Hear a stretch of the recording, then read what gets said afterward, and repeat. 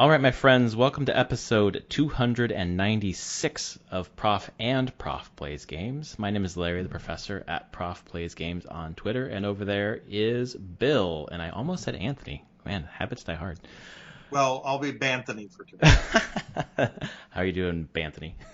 I am doing lovely, and I am happily back from Dallas, and it is, I am gearing up, of course, for the summer semester, which you are, I understand, taking a break from, and that will probably be the last, hopefully, of our professional conversation as we now go on, and hopefully we'll keep this one under 2 hours, and I will not destroy your audience a second time. Yeah, I thought I was taking a break, but my old grad school got a hold of me and wants me to do or is considering a curriculum design project for some technical content in Jakarta. And I kind of interviewed for that, so I'm not sure how much of the summer I will have off at this point if that takes off. So that's exciting. Congratulations. Yeah, thank you. But yeah, no more work talk. This week we're going to talk a little bit about the remnants of E3, anything that stood out to us after we talked last Sunday. For me, certainly that's the Nintendo conference, which was the conference I was the most excited about, and I actually even watched with my daughter, which was kind of interesting because I would buffer and make sure that there was something that I didn't want her to see that I could have enough room to fast forward through it, which then made her intensely curious about what I was fast forwarding through. So we're going to talk about that and talk about games we've been playing, things we're looking forward to, and then the promised, of course, I think the meat of the presentation will be this week, Bill taking us to task for all the things we've said in the past that he didn't like. Well, it's a very short list, but hopefully we will have some colorful entertainment, and whether it's disagreement or just different perspectives. But then again, there is the whole thing of making a mountain out of a molehill just to have a lovely tagline for the next episode. Yeah, have some nice fun, nice conversation. Before we get there, and I'm sorry, Bill, that I'm not giving this code to you. I know your heart will be broken. But I have a code for F1 2020, the official video game for Steam. And that's JJGYP 0EH06 H58F5, and you can put that into Steam and get F1 2020, the official video game. I guess I shouldn't assume you're not into F1, but I'm assuming you're not. I must admit I am not, and actually I'd probably have to look at it to see if that's a car or a plane. Perfect. I assume it's some sort of vehicle, right? It is a vehicle, yes. I'll leave it to your imagination which one it is. You do not want to do that. That's okay, it's a car. I was going to say, I'm the F1 Sedgway Racing Simulator. So there you go. Perfect. Well, that's there for somebody who would like it. Why don't we start with the Nintendo Direct, which was on Tuesday, which I was very excited about, and for the most part, whelmed or slightly, whelmed plus, I will say. I was hoping for some major Zelda news in terms of old games being remade, coming to the system, because my daughter is just in love with Zelda and Link, and I wanted to go through more of those stories with her. Didn't get very much of that, but there was some, like a preview of Legend of Zelda Breath of the Wild 2. They're targeting to come out in 2022 sometime. They say they're aiming for 2022, but that's obviously a very large target that it sounds like I think they'll probably miss, to be honest. But the thing I'm always looking for in the Breath of the Wild trailers that I really wanted to see last time is any hint that Zelda will be a playable character. Mm-hmm. And there's some that know in gameplay for Zelda Breath of the Wild 2, they didn't show any gameplay footage of Link's face. They only showed him from the back. And there was one scene where Link all of a sudden had long hair. And this is like Lucy in the football. Every time I think it's going to happen, it doesn't actually happen. Like they tease it, and it just doesn't seem like Nintendo is very interested at all in having Zelda be a mainline playable character in a mainline Zelda. They're fine with spin-offs and such, Doesn't it? I mean, with the fact that they have so many playable characters in something like a Smash, and they have so many opportunities, and there seems to be such pent-up demand. And clearly they're into mascots. I mean, you would think that if a company that's well known for wanting to sell subsidiary statues, amiibos, everything, that wanting to have a second extra mascot for a series be elevated seems shocking to me. They don't want to capitalize on it. Yeah, I mean they've certainly opened to Zelda being, a main character in like Hyrule Warriors, which is a Musou, spin-off game, and Smash, of course. But they've in interviews several times have expressed no interest in having her be a main character in their game. They say that's not the story they want to tell, and it's just it's disappointing. Like you mentioned last week, Linkle, which when Linkle was kind of brought into Hyrule Warriors, the original one, like there was some excitement, like maybe this could be a character in a future game, and it's Link only. So the thing that is disappointing for me, and it kind of ties back into a little bit what we were talking about last week. I would like there to be a female protagonist for my daughter to latch onto in this series, because a lot of the games Zelda is, in some cases, like you have to rescue her or whatever. In other cases, she's like a strong, still a sidekick, but like she's integral to the story, and you need her to defeat Ganon. Like without her, you can't do what you need to do. You're both equally powerful, just in different ways, but you don't have control over her. And I want that option available. So I'm setting myself up for disappointment. Nothing shown made me believe that I'm not going to be disappointed. The other big news, the exciting news, is Metroid has a 2D game, the first 2D game in the Metroid series in 19 years. In those intervening 19 years, when we've had 2D games, they have been remakes of older games, and this is the first brand new one. And friend of the show, Brad, is super excited because this basically concludes the story that started with Metroid in 1986 and continues the story of, I believe it was Metroid Fusion, that came out in 2002. So he's been waiting that long for the story to conclude. And it looks good. It's by the same developer who did the 2D remake of Samus Returns on the 3DS like 2 or 3 years ago. So it has similar art style, but it has similar mechanics. Some parry mechanics look the same, and some traversal mechanics look the same. But it has a weird conceit where, it's always like a, I don't know, I don't want to say horror, but like you're exploring alien worlds, and it's just creepy as fuck, basically. So can't really put that in a box, I guess, although I would. But this one, you have a robot that's chasing you, the ME robot. And if that thing touches you, you're fucking dead. Just insta-kill. So it just adds a whole layer of freak-outery, I think, for me. Well, it sounds very Resident Evil Nemesis, the idea of the time pressure antagonist that pushes you along. Yeah, exactly. And it's and I don't know how that's going to work in terms of like, you've got to get to X spot before that robot, otherwise that robot will destroy everything and you really are on a time crunch, or if it's just like Alien Isolation where you're just being chased and eventually just get whacked. There's two things I wanted to talk to you about from this one presentation specifically. One, have you ever played the games Danganronpa? I actually own them, and it's one that I really do want to play, along with not from to my understanding the same company, but the Nonary games. Yeah, exactly. Which are all kind of the Saw Murder School Battle Royale. I mean, obviously Danganronpa is very much like the original. I believe the Japanese movie was the Battle Royale, right? And there was like 3 of them, I believe. Exactly. Yep. Mm-hmm. Yeah. I don't know the movies. I know the novels, but yeah, I assume there are movies too. Yeah, and so I'm very. They're actually queued in my things that I want to play this summer. My biggest problem has been that I know with the Nonary games there's some time elements to it. Oh yeah.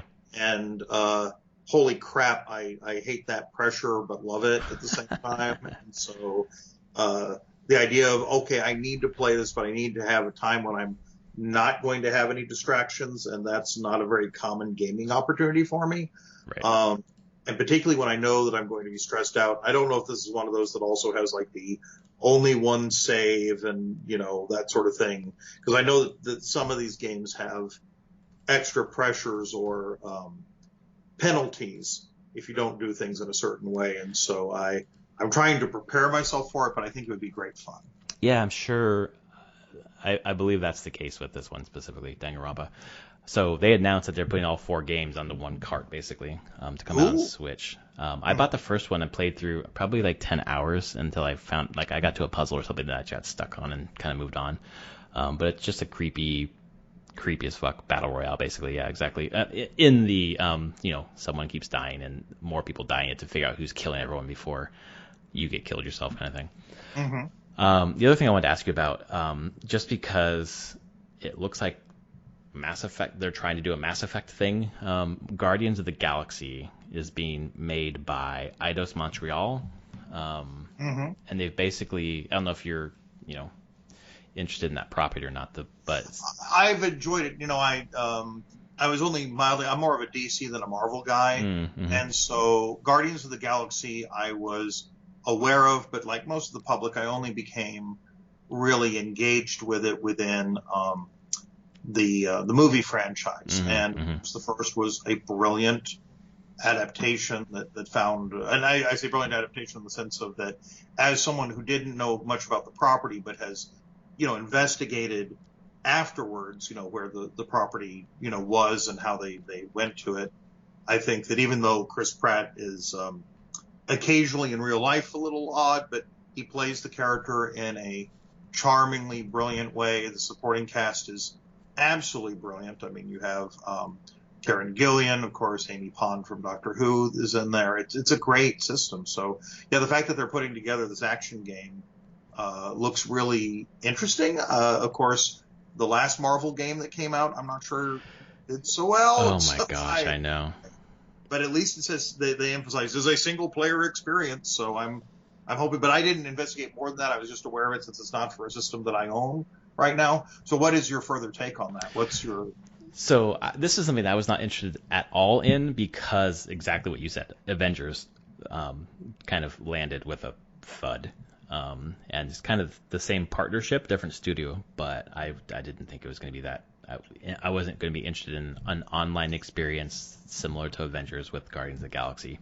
It's not a property that I know beyond those movies, which I liked, but not enough to care much. But when the trailer came out, it surprised everybody, including me, because it looks like they're trying to make it like Mass Effect, where you're roaming to different worlds. Obviously, you're an eclectic crew, and you choose who you're going to take with you on missions, of your whole roster. Which 2 are you going to take with you? 2 or 3, I think.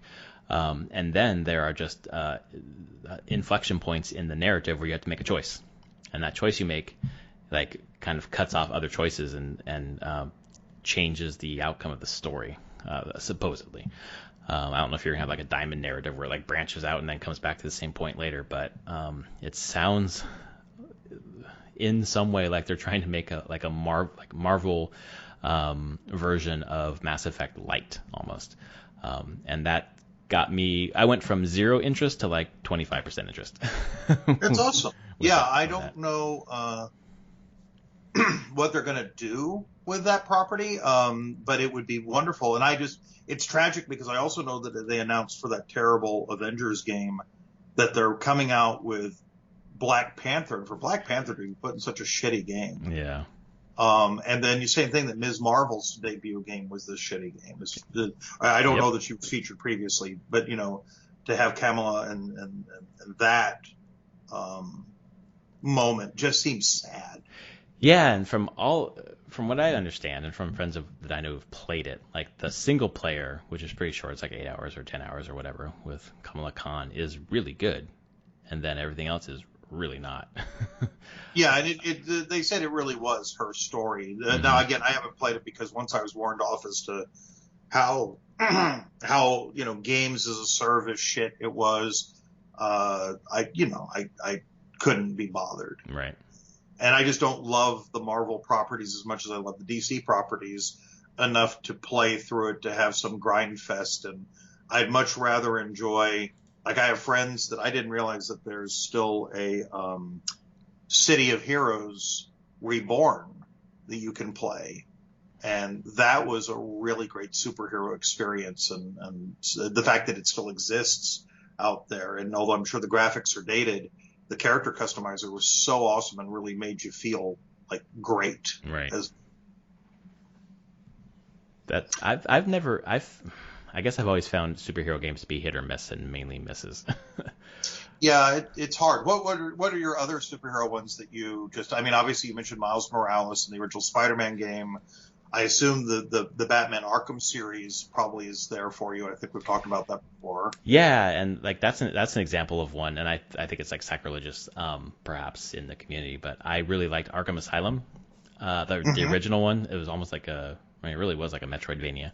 I just never got into City, and I think City is like people's favorite. And then Night was good. I beat Night, but it's just felt like, and I guess it's the problem I have with superhero games is that when you franchise it out, it kind of feels like more of the same, which is, you know, I think people like that because if you like the first game, why wouldn't you want more of the same? That's fine, but I guess like the experience wasn't varied enough for me to like be super excited about it. And also there's like a very narrow band of superheroes that I'm even interested in at all. So my favorite has been Miles Morales. That's my favorite superhero game. Yeah, I loved actually all four, and I feel like that the original Arkham Asylum was a better curated experience. I understand why people like City better, but I'm not an open world kind of guy as much. And the thing is that it is really about the stories and the storylines, and there are certain mechanics that were improved upon, but the first game was such a revelation. And I even enjoyed Origins, which I know a lot of people panned really hard. And there was a lot of glitches on the PC side, particularly with Arkham Knight. And, of course, the whole Batmobile fiasco, which was terribly misguided. The Bat Tank. Yeah, just dumb, you know. There's just too much. I think there's too much of it. Yeah, well, again, it's unnecessary. You know, again, it keeps on. Batman was never about, I mean, the tanks and the planes and all this, I mean, that really is more of Frank Miller's Dark Knight Rises, you know, Dark Knight Returns kind of imagery, and that's not the primary franchise, you know, where it is, at least in my mind. And there's actually one that's almost impossible to get due to rights anymore, but I thankfully own it, which is the Deadpool game from way back. Oh, I've heard about that. I've never ever seen it or played it. It's great fun. It does have that kind of delusional Deadpool thing long before Ryan Reynolds took hold of it. And it's a fun action game. It is worth playing. I heard it got killed because of weird rights management issues, so I don't know. I may have an orphan copy on Steam for myself, but I don't know that you can buy it anymore easily. But it is one of those that's out there. If you can find it, it's worth trying. Right. Yeah, the movies are the only engagement I've had with Deadpool, and I don't know if I liked it. Was all right, I guess. I think people really, really enjoyed that kind of. Am I thinking about the right character, actually? Yeah. Ryan Reynolds, right? The meta humor, kind of fourth wall breaking character. Yeah. Okay. Yeah, it's all right. I think mainly like superhero games, I guess growing up, were all pigeonholed into like side-scrolling beat 'em ups, which were again after like a level or two, except for Teenage Mutant Ninja Turtles, which were like my all-time favorite fucking games. Well, and don't forget the importance of Superman 64. You know what? I've heard so much about that game. I've never seen it or I never played it, and I know it's just like shat on everywhere. Well, let's say that if it was a choice between that and the E.T. video game, which I actually own, you know, you would be looking for real life enrollment in Danganronpa. So, Jesus. Okay, that's a shining endorsement there. Yeah. So yeah, that's what the Nintendo Direct pulled out for me.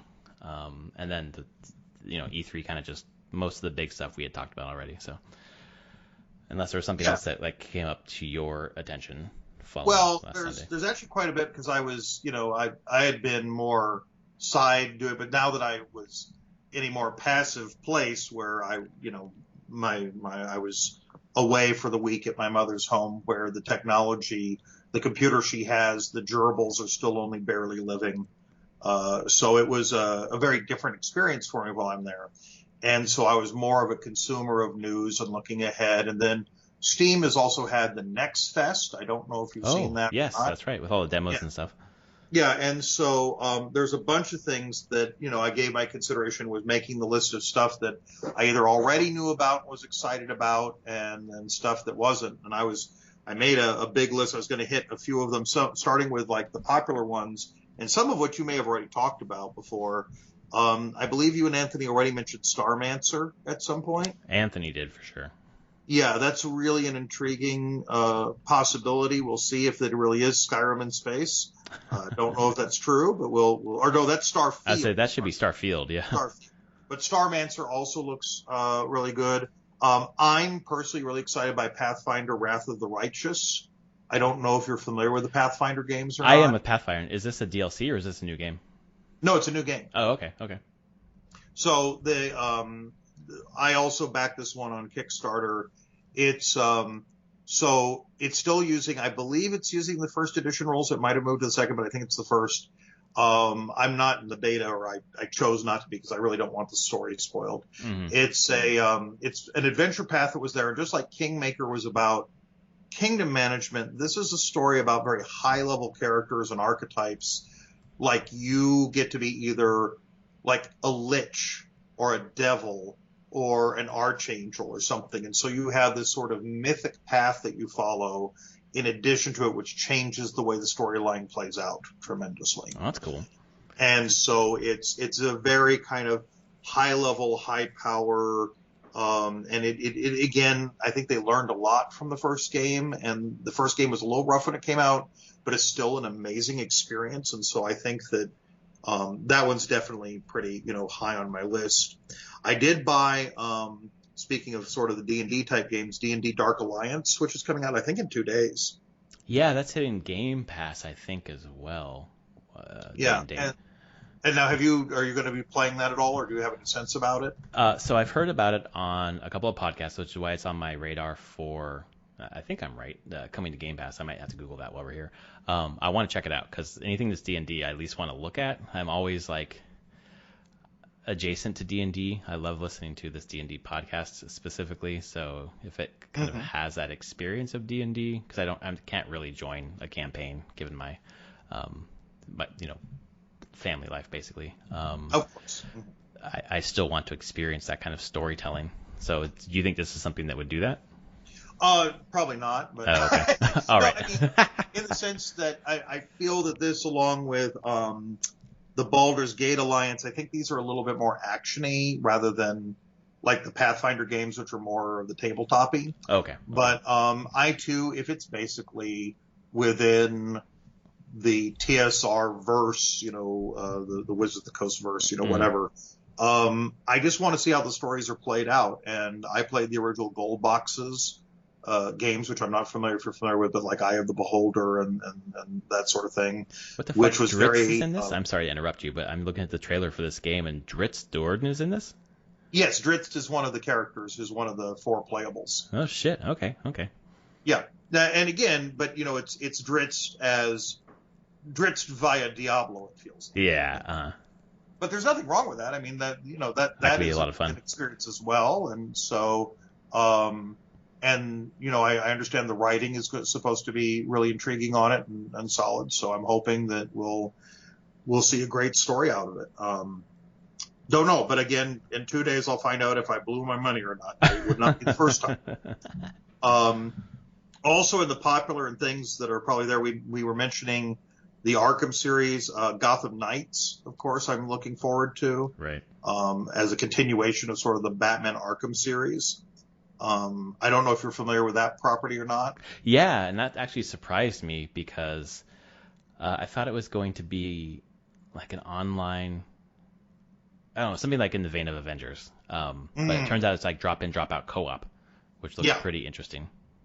Yeah, I'm looking forward to it. And I'm hoping it gives that kind of experience. And again, I like the idea that because they did show that you have the ability, because in some of the later Arkham games, you could play as Nightwing and as Batgirl, and they were different power sets. You could play as Catwoman, and they had moments in those kinds of the abilities, traversals, and puzzles were different for those characters. And I think that experience, even if it's not the same studio and not the same moment, is still something that makes it an intriguing possibility to have different power sets for different groups with established characters. So that's pretty cool.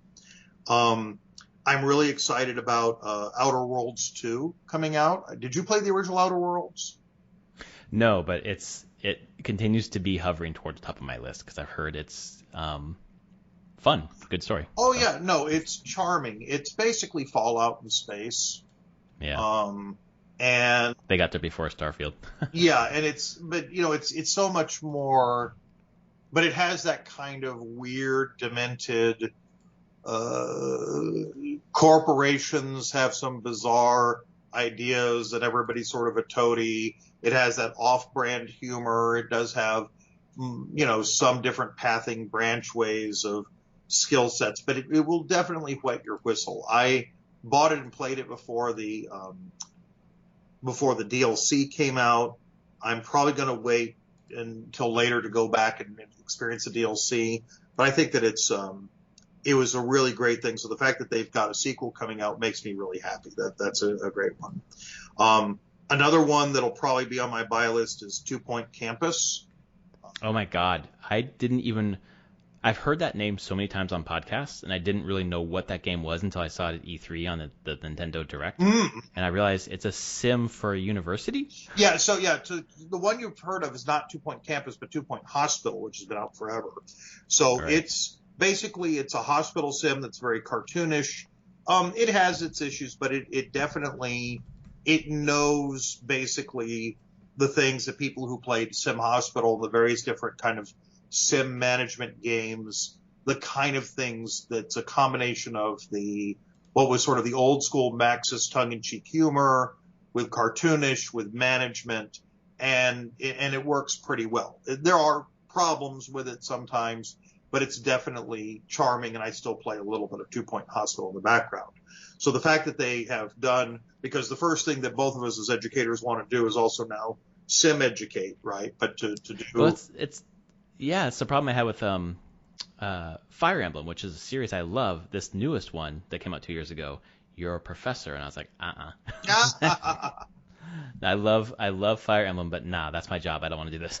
Yeah, I don't know. I have no problem with it because, in the fantasy universe, I don't have to deal with the administrators. So, well, that is pretty compelling, actually. Yes. I also am looking forward to the Great Ace Attorney arc. The whole is there a new one with it too, or is it just compiling all the old ones? I think it's just compiling and remastering the old ones. But I haven't played them because, again, I worked on those, and so it's a series that I've always wanted to really get into, and I do have Ace Attorney, so I'm kind of planning to do a full run of those. I'm interested in Back for Blood because I did play the Left 4 Deads. We mentioned that in the last terms of the diversity aspect of it, and so a spiritual successor. I'm really glad that Gabe didn't decide to try and do some IP shenanigans on them, and just because it's so obviously, Left 4 Dead, but not Valve. And so I'm very happy that went there. And then Deathloop. I don't know if that's one you're familiar with, but that looks definitely really awesome. Arcane, right? Yeah, Arcane, Leon. Yeah. Mm-hmm. And the last two and the big ones would be King's Bounty 2. Now I don't know if that's one that is even a big one to you, or if that's anything that you know about. I know the word king and I know the word bounty. Does that help? Yes, I'm glad that was deeply there. So the King's Bounty series is a very, very old series. It started out actually in a black and white game that was on some of the 9-inch Macs. It may have also eventually been ported onto DOS or MS-DOS somewhere. It then morphed into a series you're probably more familiar with, which was Heroes of Might and Magic. Oh, yeah. Mm-hmm. Now, the Heroes of Might and Magic series, which is a great turn-based tactical and mildly strategic game with the overworld map. So the King's Bounty original game was a bit more framed as an RPG, but had those army mechanics and the tactical, which was there. And then the Heroes of Might and Magic just took it, really mostly in that tactical direction. About 5-7 years ago, a Russian company got the rights to it and has been making the King's Bounty, and they've had 3 or 4 versions of the games using similar assets, but returning it to an RPG with those tactical battles. And it is a really awesome system. Those games are tremendous value for the money. If people like turn-based tactical with all sorts of really that old Heroes of Might and Magic factions and armies that react with different morale depending on their racial affinities or antipathies, it will scratch that itch and then some. And they often go on deep discounts. So since the Steam sale's coming next week, that might be one that's worth looking into. But I'm looking into the sequel with great excitement. And then I'm just intrigued by Ruined King, which I had not even been aware of until this afternoon. And that's something that might be a property. And is that one you caught or was aware of? Did you say it's called Ruined King? Yeah, Ruined King is basically an RPG that's set in the League of Legends universe. Oh, okay. Now, oh yeah, right. I see it. Right, Now, I never played League. I played Dota, and then I played Heroes of Newerth. I always objected to League in some ways, not because of the actual gameplay itself, which I'm sure is fine, but the rotating heroes and then heroes being rotated out, it felt too much like free-to-play mechanics, the fact that not everybody would have access to heroes, the fact that you'd have to know heroes that you maybe didn't have access to at any given time. And again, maybe they've changed it since it was originally launched. It's been many, many years, obviously, but I just couldn't get into it. And then over time, I soured on MOBAs just because of sort of the toxicity of which we talked about last time. Yeah. Yeah. No, go ahead. Yeah, exactly. It's just not a scene that I'm interested in. Yeah. But looking at the game here, when I started looking at some of the screenshots, it looks very much like Battle Chasers Night War. And then I realized, I looked over, and it's the same developer, Airship Syndicate. Mm-hmm. I don't know if you've heard of Battle Chasers Night War or seen the comics or anything like that. No, I'm not. What's that? So it's basically it's an RPG, party-based RPG, turn-based battles, based on a comic book, and the art style looks really similar to this. But it was a ton of fun, like lots of customization in terms of your party. You pick up new members along the way, and then they can have different weapons, different skills. Like there's just lots of replayability, but the story is really I probably played 10, 12 hours before I lost my cartridge, unfortunately. And I just found it last week, which I'm very excited about to get back into it. But it scratches that dark fantasy RPG itch, cool. Turn-based battles. But it's the same developer, and that's good because they do a good job. Excellent.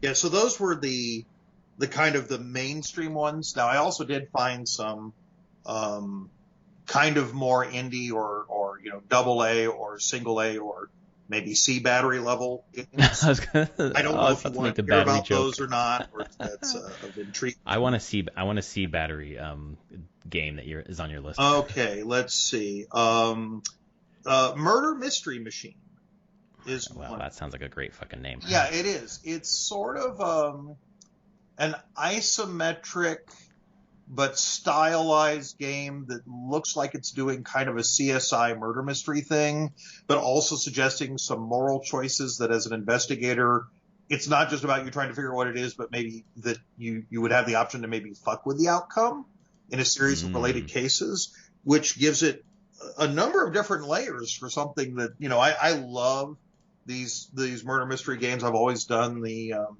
when they had some of the branded ones, the CSI, the Law and Orders, the Sherlock Holmes, some of them have been good.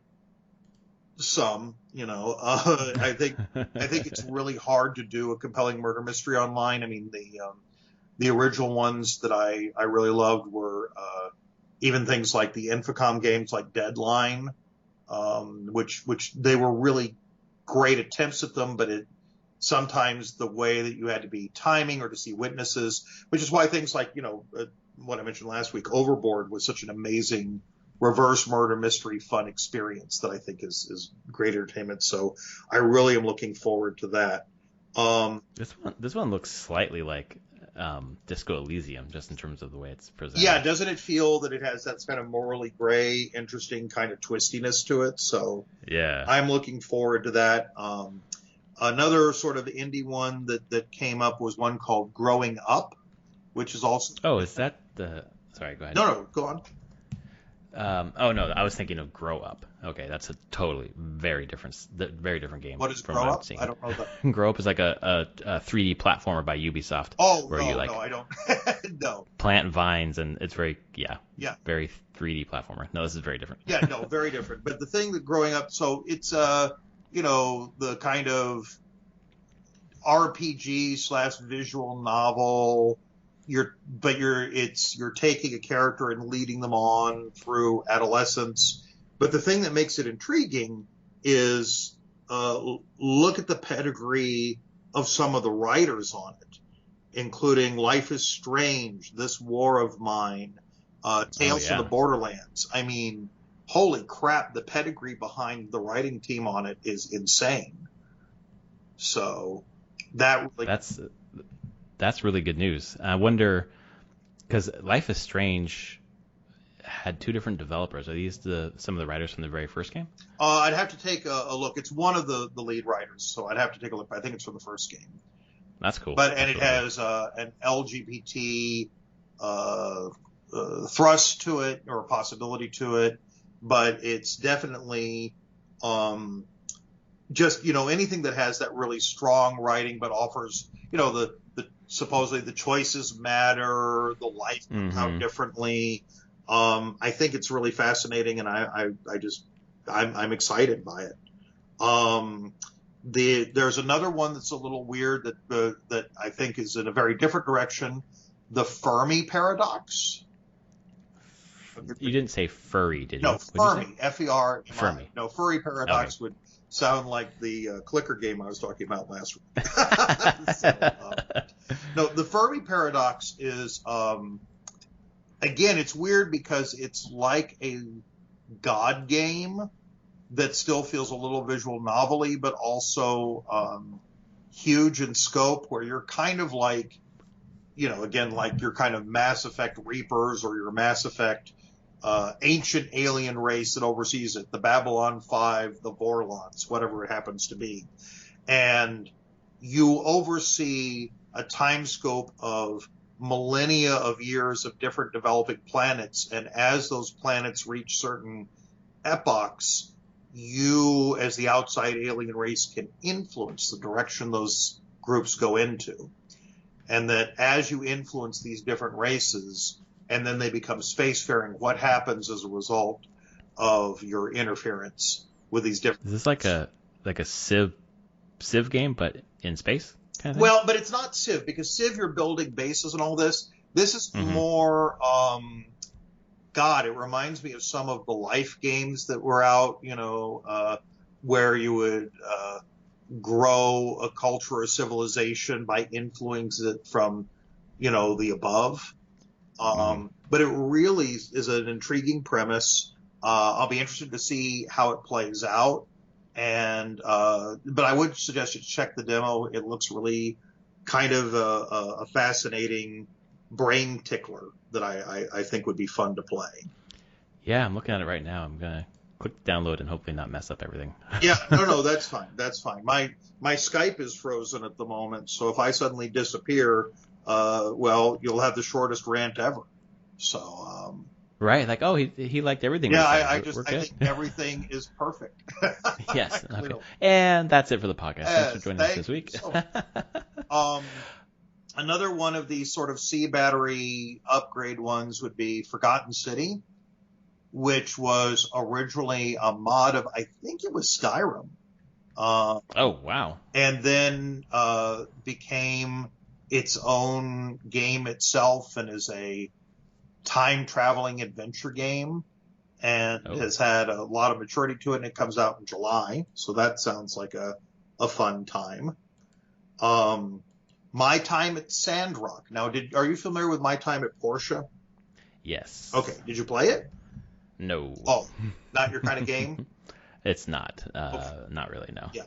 I didn't know But it's like a I don't know, not a builder or like a grower or like it's your Stardew Valley harvest kind of thing, but in 3D. I actually really enjoyed it. I it's not quite as polished as Stardew, but it has some other elements to it that are really colorful, and I'm really looking forward to the sequel to it, so that'll be fun. There's one that you won't find on Steam, but I think I mentioned it 2 years ago. It's slowly getting completed, but if you look on Twitter, there's a game called Potionomics, which is a storyline mechanics potion shop mixer, which is actually an ex-student of mine is involved with it strongly, and it's gotten some really good angel investing, and is I'm really looking forward to seeing how that turns out. And then, I love that name. That name is so good. oh yeah, it's a great, very evocative, and I'm very happy for them for that. And then just the last ones on my list were, I probably missed one or two here, but that's fine. I'm going way out of order. Immortal Mayor, because I do love city builders, and it has a Asian flair or theme to the idea that you're sort of the eternal god that builds up the city. So it's got, a kind of indie but Asiatic flair city builder. So I'm really interested in that and seeing how that plays out. A gay visual novel, Jester/King, which looks interesting. There was another one that I wish listed was called War Tales. I love turn-based combat, and this is a turn-based, supposedly open-world RPG with medieval themes to it type stuff. So light fantasy, but it looks a little bit more realistic in that regards. But I'll be intrigued by that. And I think that was my list. I mean, if there might have been more, but it's there. But and I think on the AAA, I think you all talked about before I got on the podcast. I think you all mentioned Lost Eidolons, right? Not that I recall. Lost Eidolons? No. Yeah. So look that one up. That's one that EIDOLONS. Yeah, because everything you're mentioning, I'm looking at and then wish listing. Okay, well, very good. Yeah, so Lost Eidolon's another turn-based tactical RPG. It's got and this is one I'd heard some buzz on previously, whereas I hadn't heard anything like about Immortal Mayor or that, but Eidolons I'd been at least heard a little bit before, and you heard a little bit of positive buzz on it. So I don't know if it's any good, but again, it's my kind of game, so I'm very likely to delve into it. Awesome. Also, I like this event from Steam. There's a ton there, so it's hard sometimes to surface, which I'm really glad you're here to surface those games. Oh, that's right. For the audience, but also for me, because I'm just like rapidly clicking. I had looked at War Tales earlier, but the way that you've spoken about it has made me even more interested. But it's nice that they have demos for all these, because with E3, the idea of here are all these games that are coming out eventually, come check them out, and then you have the media or the press or whatever, if you're there in person, to check them all out and kind of get that perspective. Does not exist right now because of the pandemic and whatever else. So it's nice to be able to try them at home. Oh yeah, no, absolutely. And I think that it again, as the question of whether or not that E3 is going to remain, or even some of these big shows remain relevant in kind of the same way, because we already had seen the evolution of Nintendo Direct and everything. Right. That the question of how big companies and even smaller companies get exposure, the fact that these massive platforms, and particularly Steam, is allowing these sort of festivals, IGN choosing to obviously do their own as well, was an interesting choice. And I think that those are opportunities to give people that excitement and opportunity without having to do the giant cost or brave the crowds. So yeah, like both of those things, like just how cost prohibitive it is for a lot of people, especially if you don't live near LA or whatever, but also even like the thought of going into a coffee shop. Like I went this weekend to do that for the first time, and I was around people, and I was like, this is very weird. Yeah. I couldn't imagine. I have tickets for, not E3, Comic-Con, that have been transferred since 2019, or 2020, actually. The thought of going into that convention center with all those people is just like crazy. But, lots of crazy things happening. Oh, yeah. No, absolutely. So why don't we talk about some of the things that Anthony and I have said that you consider to be amazing, really intelligent things, and just give us lots of praise. Of course, all of them. All of them. Well, Perfect. I am one of your Patreon supporters. At least as of, I think, last week, I felt the need, or today somewhere, I finally decided that if I got the chance to host, I should probably be tossing you some cash in a proper bribe way for anything I say. So I'm very we always appreciate the support. Well, I'm glad to have grown your Patreon support group. So that was there. So plug, if you like what Larry and Anthony are doing, which you should, toss them some cash. This is a labor of love. And I don't know Anthony's schedule, but I get a sense from it. But I know your schedule. And Yeah. The fact that you come back week after week with really intelligent and thoughtful content, it's the reason I listen. And I'm again honored to be able to be part of the P&D family. So I appreciate it, especially this preamble right before you're about to shred us. Right, yes. All right. So I really only thought of, because I was going to go back, and I'd had actually, because I often write editorial comments for myself, I'd had a yellow pad where every time I got pissed, I would write a little something like, one of those, I got to say something about this. And then, of course, I lost the yellow pad, so I'm very clever that way. But I had two things that I thought, and what I'm going to do first is to make sure I'm not mischaracterizing it. I'm going to start off by asking you, because also this should be an interactive, substance. One is less where I think that you're wrong, but just things that I think that maybe on an issue that maybe deserves some exploring in a way that maybe you and Anthony haven't.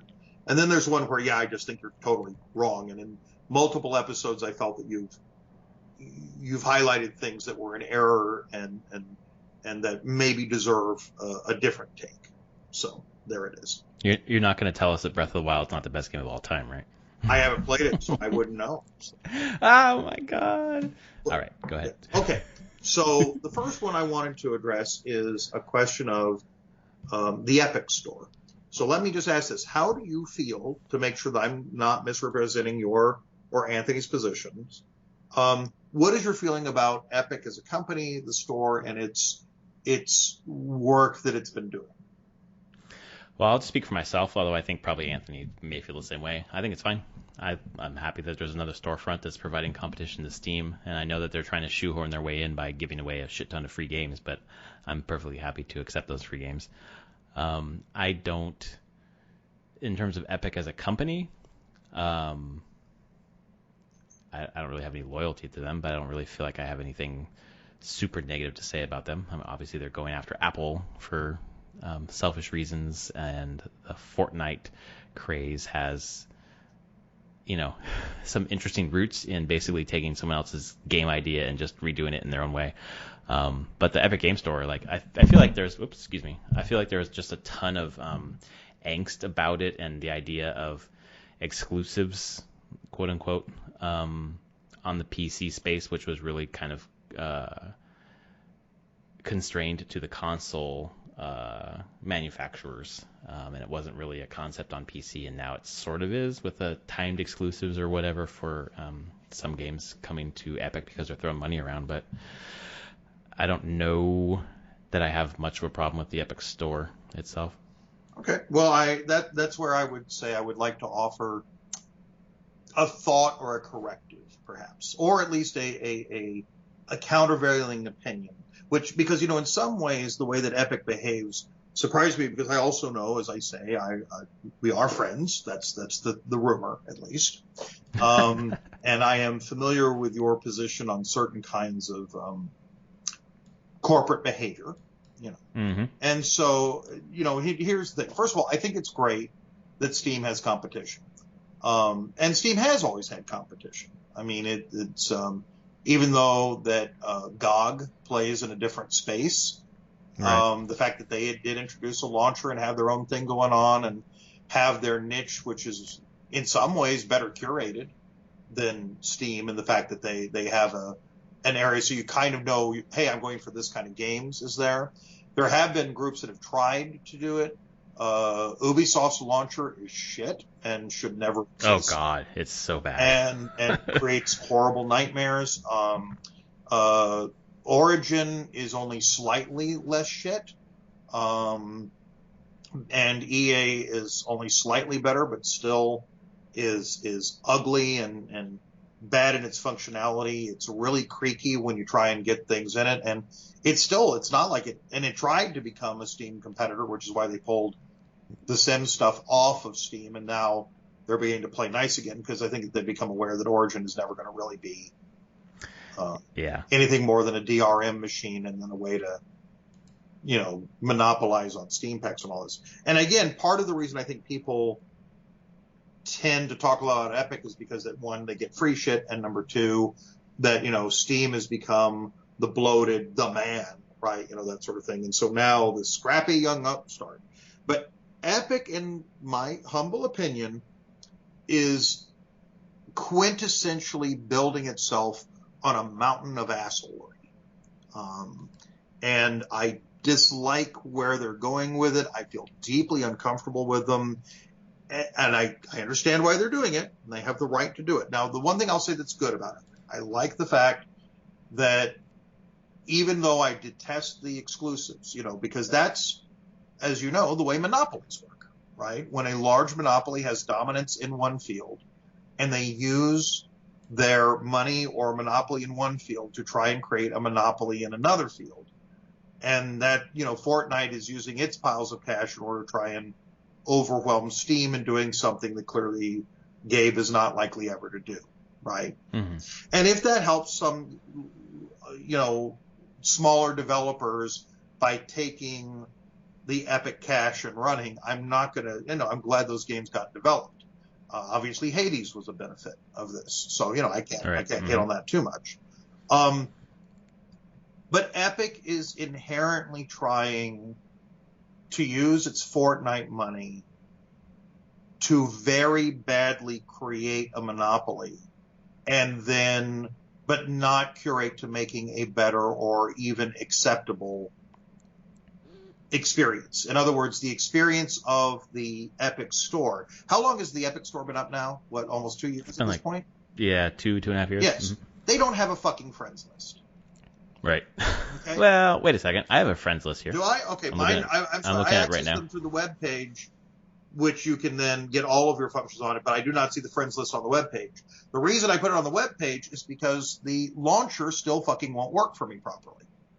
Oh. When I put it up, it decides to go blank, and I have to change the resolution of my screen multiple times to be able to see the things on the launcher. What operating system are you running again? Windows 8.1. Okay. So it's extraordinarily frustrating, and I've sent bug reports to no avail. Right. But then again, Epic also doesn't have basic functions like a shopping cart. Yeah, exactly. Yeah, that's true. You can't buy more than one game. Mm-hmm. I haven't seen where you can buy a game for somebody else. If you have a friends list, I don't know who you could buy a game for with it. Right. No, that's also not a thing. Yeah. So, I mean, this is even Origin, which sucks ass unbelievably as a launcher, eventually figured out how you could buy, games for friends. And Epic has piles of money, which goes to me to prove that their storefront is not about a better storefront experience. It's not about a better curation experience. It is about trying to get that monopoly with the levers of the monopoly, rather than by, getting all these exclusive games and all this, than actually being concerned to be a better curated experience than Steam, which there could be a variation out there, which is really, intriguing.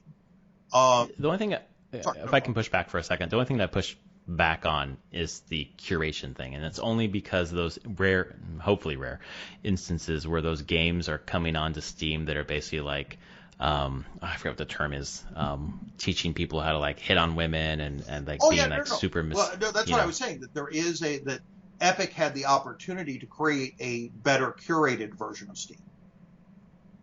Well, what I'm saying is like those games don't exist on the Epic Store, yes. But they do. No, that's what I'm saying is that Epic could be that. Epic is not popular enough to find out how they would curate if they got that deluge of indie games. Yeah, I'm just wondering if it's the case that Epic is curating and saying, we're only allowing certain games on our storefront, and other ones are coming to them, and they're filtering them out before they even get And on. that may be, they may be being very selective, but it is also, the case that then there's a lot of indie, and this is always your double-edged sword, right? How much do you allow indie games in there? I mean, of all these things that if I were to take the stuff that I was just talking about that's on Steam, I wonder how many of these, like, would I find Jester King? Would I find, maybe Right. the Fermi Paradox would be there, but I don't know that Immortal Mayor would be there, Right. Would Murder Mystery Machine be there? I don't know. My Time at Sandrock probably is. So I don't know, outside of the ones that they're specifically choosing to highlight, what it is. And again, I don't think that's bad, but here's the other part, is that in their lawsuit with Apple, they are being dangerously and extraordinarily disingenuous. And, which is sad because it looks like that Apple has really fucked up their presentation in this lawsuit, and they could lose, even though that they shouldn't. And the implications for what Epic is doing is very bad, because if you've read parts of the lawsuit, I don't know how deep you are into the Apple and Epic. So I followed it for several weeks when it started, and I must have missed something in the last, let's say, 10 days, because my understanding was that Apple was not going to lose. So you saying that makes me surprised. Well, so I think everybody's surprised. I don't know that Apple is going to lose. It still shouldn't, but it would. But so first of all, this is another example of where Epic clearly set this up and put rabid fanboys onto Apple by creating this whole campaign, right? Oh yeah. They violated the terms of service and then intentionally did it. But then made a video about it. Yeah. And if you look at, and then made an event, yes. Mm-hmm. But if you look deeper into their filings, what they really want to do in Apple Store should be deeply concerning about, and I don't want to get into the, hey, for the children, but this has that sort of way, because I think it is acceptable for companies that have closed garden systems, whether it happens to be Nintendo's own store, right? Yep. Or PlayStation Store, or, Microsoft, or whatever that happens to be, they should have the right to be able to curate content. Now, that sometimes is uncomfortable because sometimes they have curated out content that I would enjoy, and I've been quite upset about that. But, right. I recognize that is a right, and I also would prefer not to have, all the Ku Klux Klan games that are positive. Yeah. Right. Things that you found. And there are other places that one can go if we want those experiences, but I think it's fair that a place can have that curation. What Epic wants ultimately is not even about the cut of the store that Apple is taking.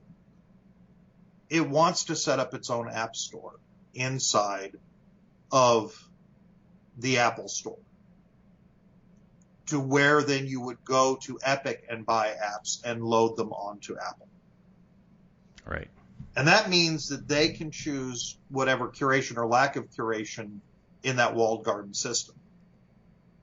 And we've already seen in some places, like, for example, Apple versus Android, and both have their problems. Don't get me wrong. Apple has not been a saint all the time. But Android has had a lot more scam apps, and problems, because it is a lot easier to load stuff on there, and people are looking for it. And Apple has had less of those. Again, it hasn't been perfect, and it always hasn't been the best curator, but it has. Anytime you're that large, I think curation is always going to be, you either have a choice to allow everything or allow nothing, almost, Well, and you definitely trust, I trust the apps that I download on the App Store, that they've been curated in that way. Yeah. So what you're saying about Epic's ultimate goal is not something that I've heard before, so that's new information for me, and that is concerning for sure. That's always been at the heart of their, and in their lawsuit, they specifically give that example, and there's been a couple of good legal videos on this as to Epic's goal. So imagine if Epic were to win against Apple on principle, what's to stop them from telling Nintendo, we need to have an Epic app store in here and we can load hentai games. Nothing. I mean, from the beginning of this lawsuit, different podcasts through IGN, through I think Bombcast, you mentioned it, that very thing, like Nintendo and Sony, and I guess Microsoft too, should be concerned about this, because if it goes against Apple, then that's the precedent to say, well, we're going to do the same thing with on Sony's storefront or Nintendo's. Right, and that's what Epic wants, because Epic probably knows that Fortnite money is going to dry up at some point. And so while it's still running the Fortnite, cosmetics train, and managing to get as much money as possible, they clearly want to usurp not just Steam, but become and put their tentacles in everything. But they're not putting the investment into making a better storefront. They are wanting to make the investment of being able to bully their way in with money into lots of different for sure. And so that kind of monopolistic behavior, where you're trying to create a monopoly by leveraging money from another place to try and hit all those areas, and the fact that they can be going after Steam and creating these exclusives and go after Apple tells you how much money they've got on hand. Oh yeah. So it is. You can never count. So I have a very negative feeling about Epic, and again, the fact that my own experience is I can't even use the launcher correctly without a lot of going through it. That some basic functionalities after 2 years they can't be asked to do tells me a lot about what they really want to do with their future app stores. And again, I understand that Anthony, as a dev, is not comfortable with the 30% cut that Steam normally requests. Then again, I think that that's probably a holdover, and I would have to ask Anthony this, but to my understanding, when, Steam did start in the days when there were still retail boxes, and I do not think that devs were getting more than a 70% cutback from sending things on retail. No, and he can speak for himself eventually, but I think the argument would be it's all digital now. So that old framing of that cut maybe isn't super relevant anymore. Maybe. But, there is the idea that the value of being on that platform, it's the same thing with some developers won't do the Apple App Store. Other developers, because they do the Apple App Store, get an audience and get eyeballs and get money that they otherwise couldn't. And this is always the question: do you develop for the platform or not? Because the same things often I've heard about the PlayStation Store, right? It's easier to cross-develop for Xbox than for PlayStation, depending on which generation of PlayStation. Right? Yeah, it's much easier now than PS3 version. Yeah. But it's also the argument of, do I want 70% of $100,000, or do I want 100% of zero? Yeah, no, and I don't. Anyway, so my whole thing is that sometimes when you all have been talking about the Epic Store and Epic's behavior, I felt like that this element of it was one that has never come up, and with you all being such sharp people, and again, this is not, if it's a criticism, it's a criticism by way of backhandedly complimenting you all, is that I think that you all are very thoughtful people that often look at a lot of issues in very mature ways, and knowing also generally your particular politics about certain kinds of corporate behavior, it felt like Epic was getting a bit of a pass on this podcast in a way that, it's just a competitor, it's cool, and I just can't feel that way. And again, I think there would be a marvelous role for Epic to play, or someone like them. I'm just very disappointed with their choices, and their intent, particularly as seen in the Apple lawsuit, and with what they haven't done with their launcher, makes them to me a bit of a villain in this story, and ones that I'm quite concerned about. Yeah, I think that for sure the way that the lawsuit is playing out is making some things more apparent, to me at least, than they were previously. I just think that the way that the online argument came up against Epic, because they opened this launcher that, as you say, was feature incomplete and remains, continues to be so. The instant visceral reaction against it came from my reading of it across different forums, came from the same kind of group of people that were also really mad about women being involved more in video games. It felt like coming from like the Gamergate spaces, and I was just like, I'm not like that Venn diagram overlapped for me, and then I just turned it off. I was like, okay, I'm not down with that group. So obviously that thought process is not for me. Oh no, absolutely. And one can have a visceral reaction recognizing that there are bad actors who group on and pile on something, and then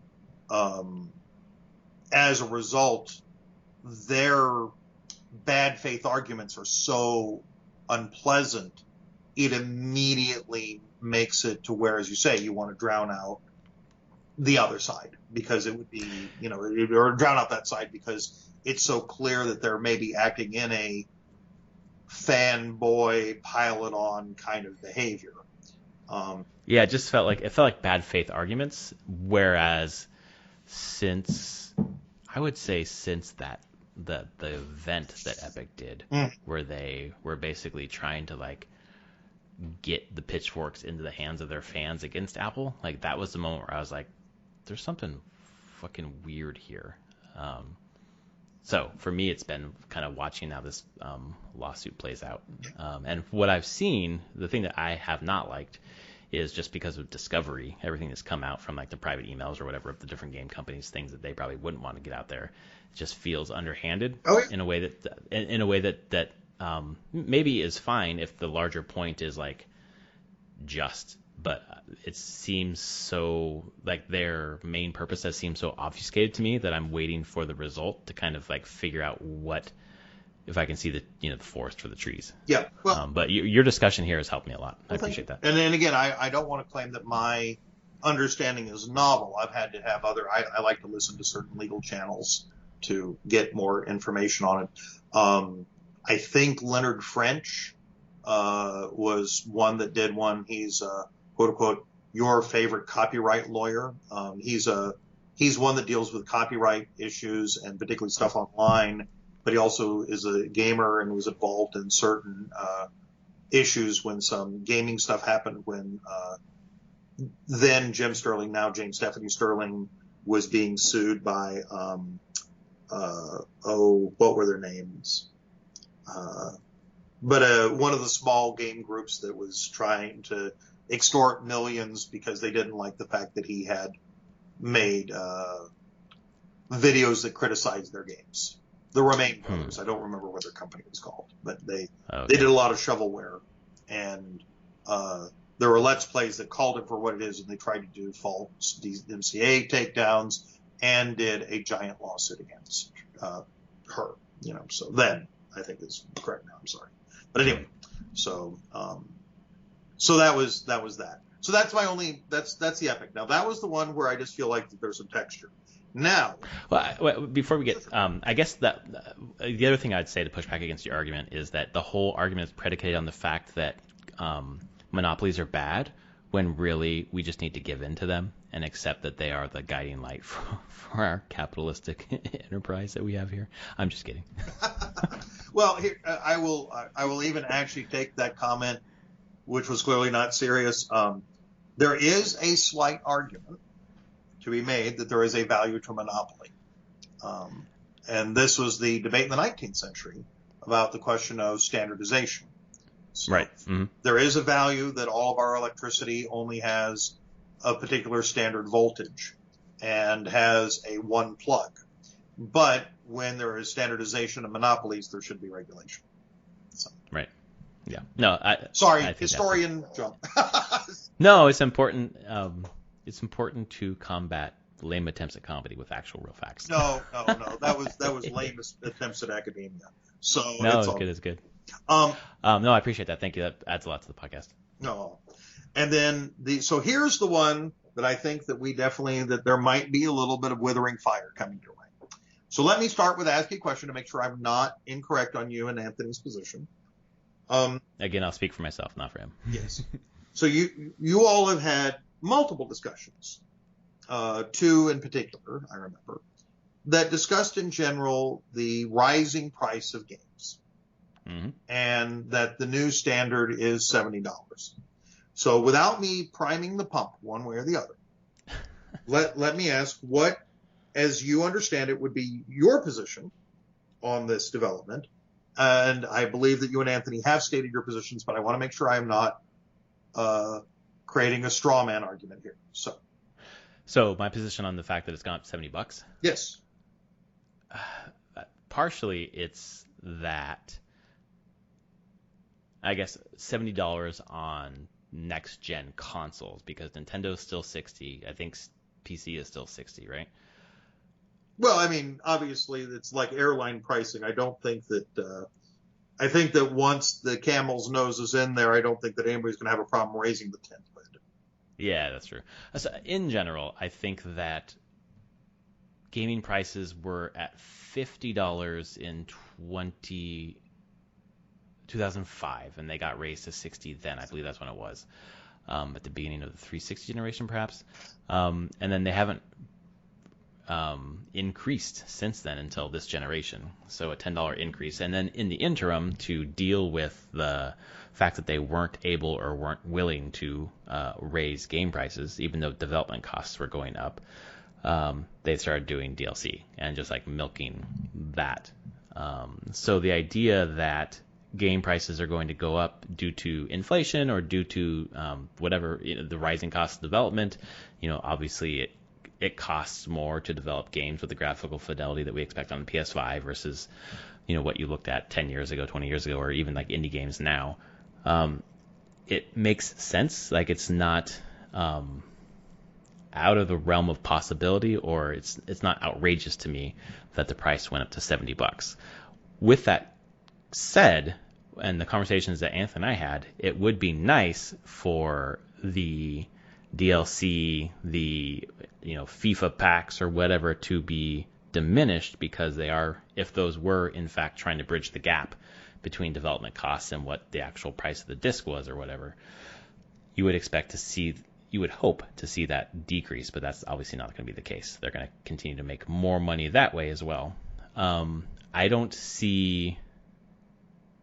It's not outrageous to me that it's gone up to $70. All right. Well, and so here's my thing. I think that you and Anthony have, and for different reasons, both felt that this is a not unfair thing, and I think your position is not unwell stated. I do think it is misguided in certain ways, because the benefit for a game going up $10 per game. So what are the benefits? Well, this covers the cost for those next gen things. So clearly, if this is the case, as we keep on moving through generations, that would suggest, and these are mostly, we're talking about really particularly the AAA industry, right? That's where the costs have skyrocketed. So Clearly, their profits must be going down, that they must increase the price of their games. Right? I mean, no, they're not. They're certainly not. We know that. Well, okay. Well, so what does the evidence show? In fact, at the $60 price point, instead of actually their profit margins going down, what has been the case? I mean, they've gone up. I mean, look at Activision. Yeah. So I pulled a couple numbers here I thought you might be interested in. Activision Blizzard, $70 billion last year. Their shareholder value from 2000 to 2020 has increased 8,100% in 20 years. Right. I do point towards an article where I got many of these things with Securities and Exchange Filings Acts and all this from an article I believe was in late May on gamesindustry.biz. Mm-hmm. So I would point the attention there. I do want to cite my sources. I know that sounds, but all that.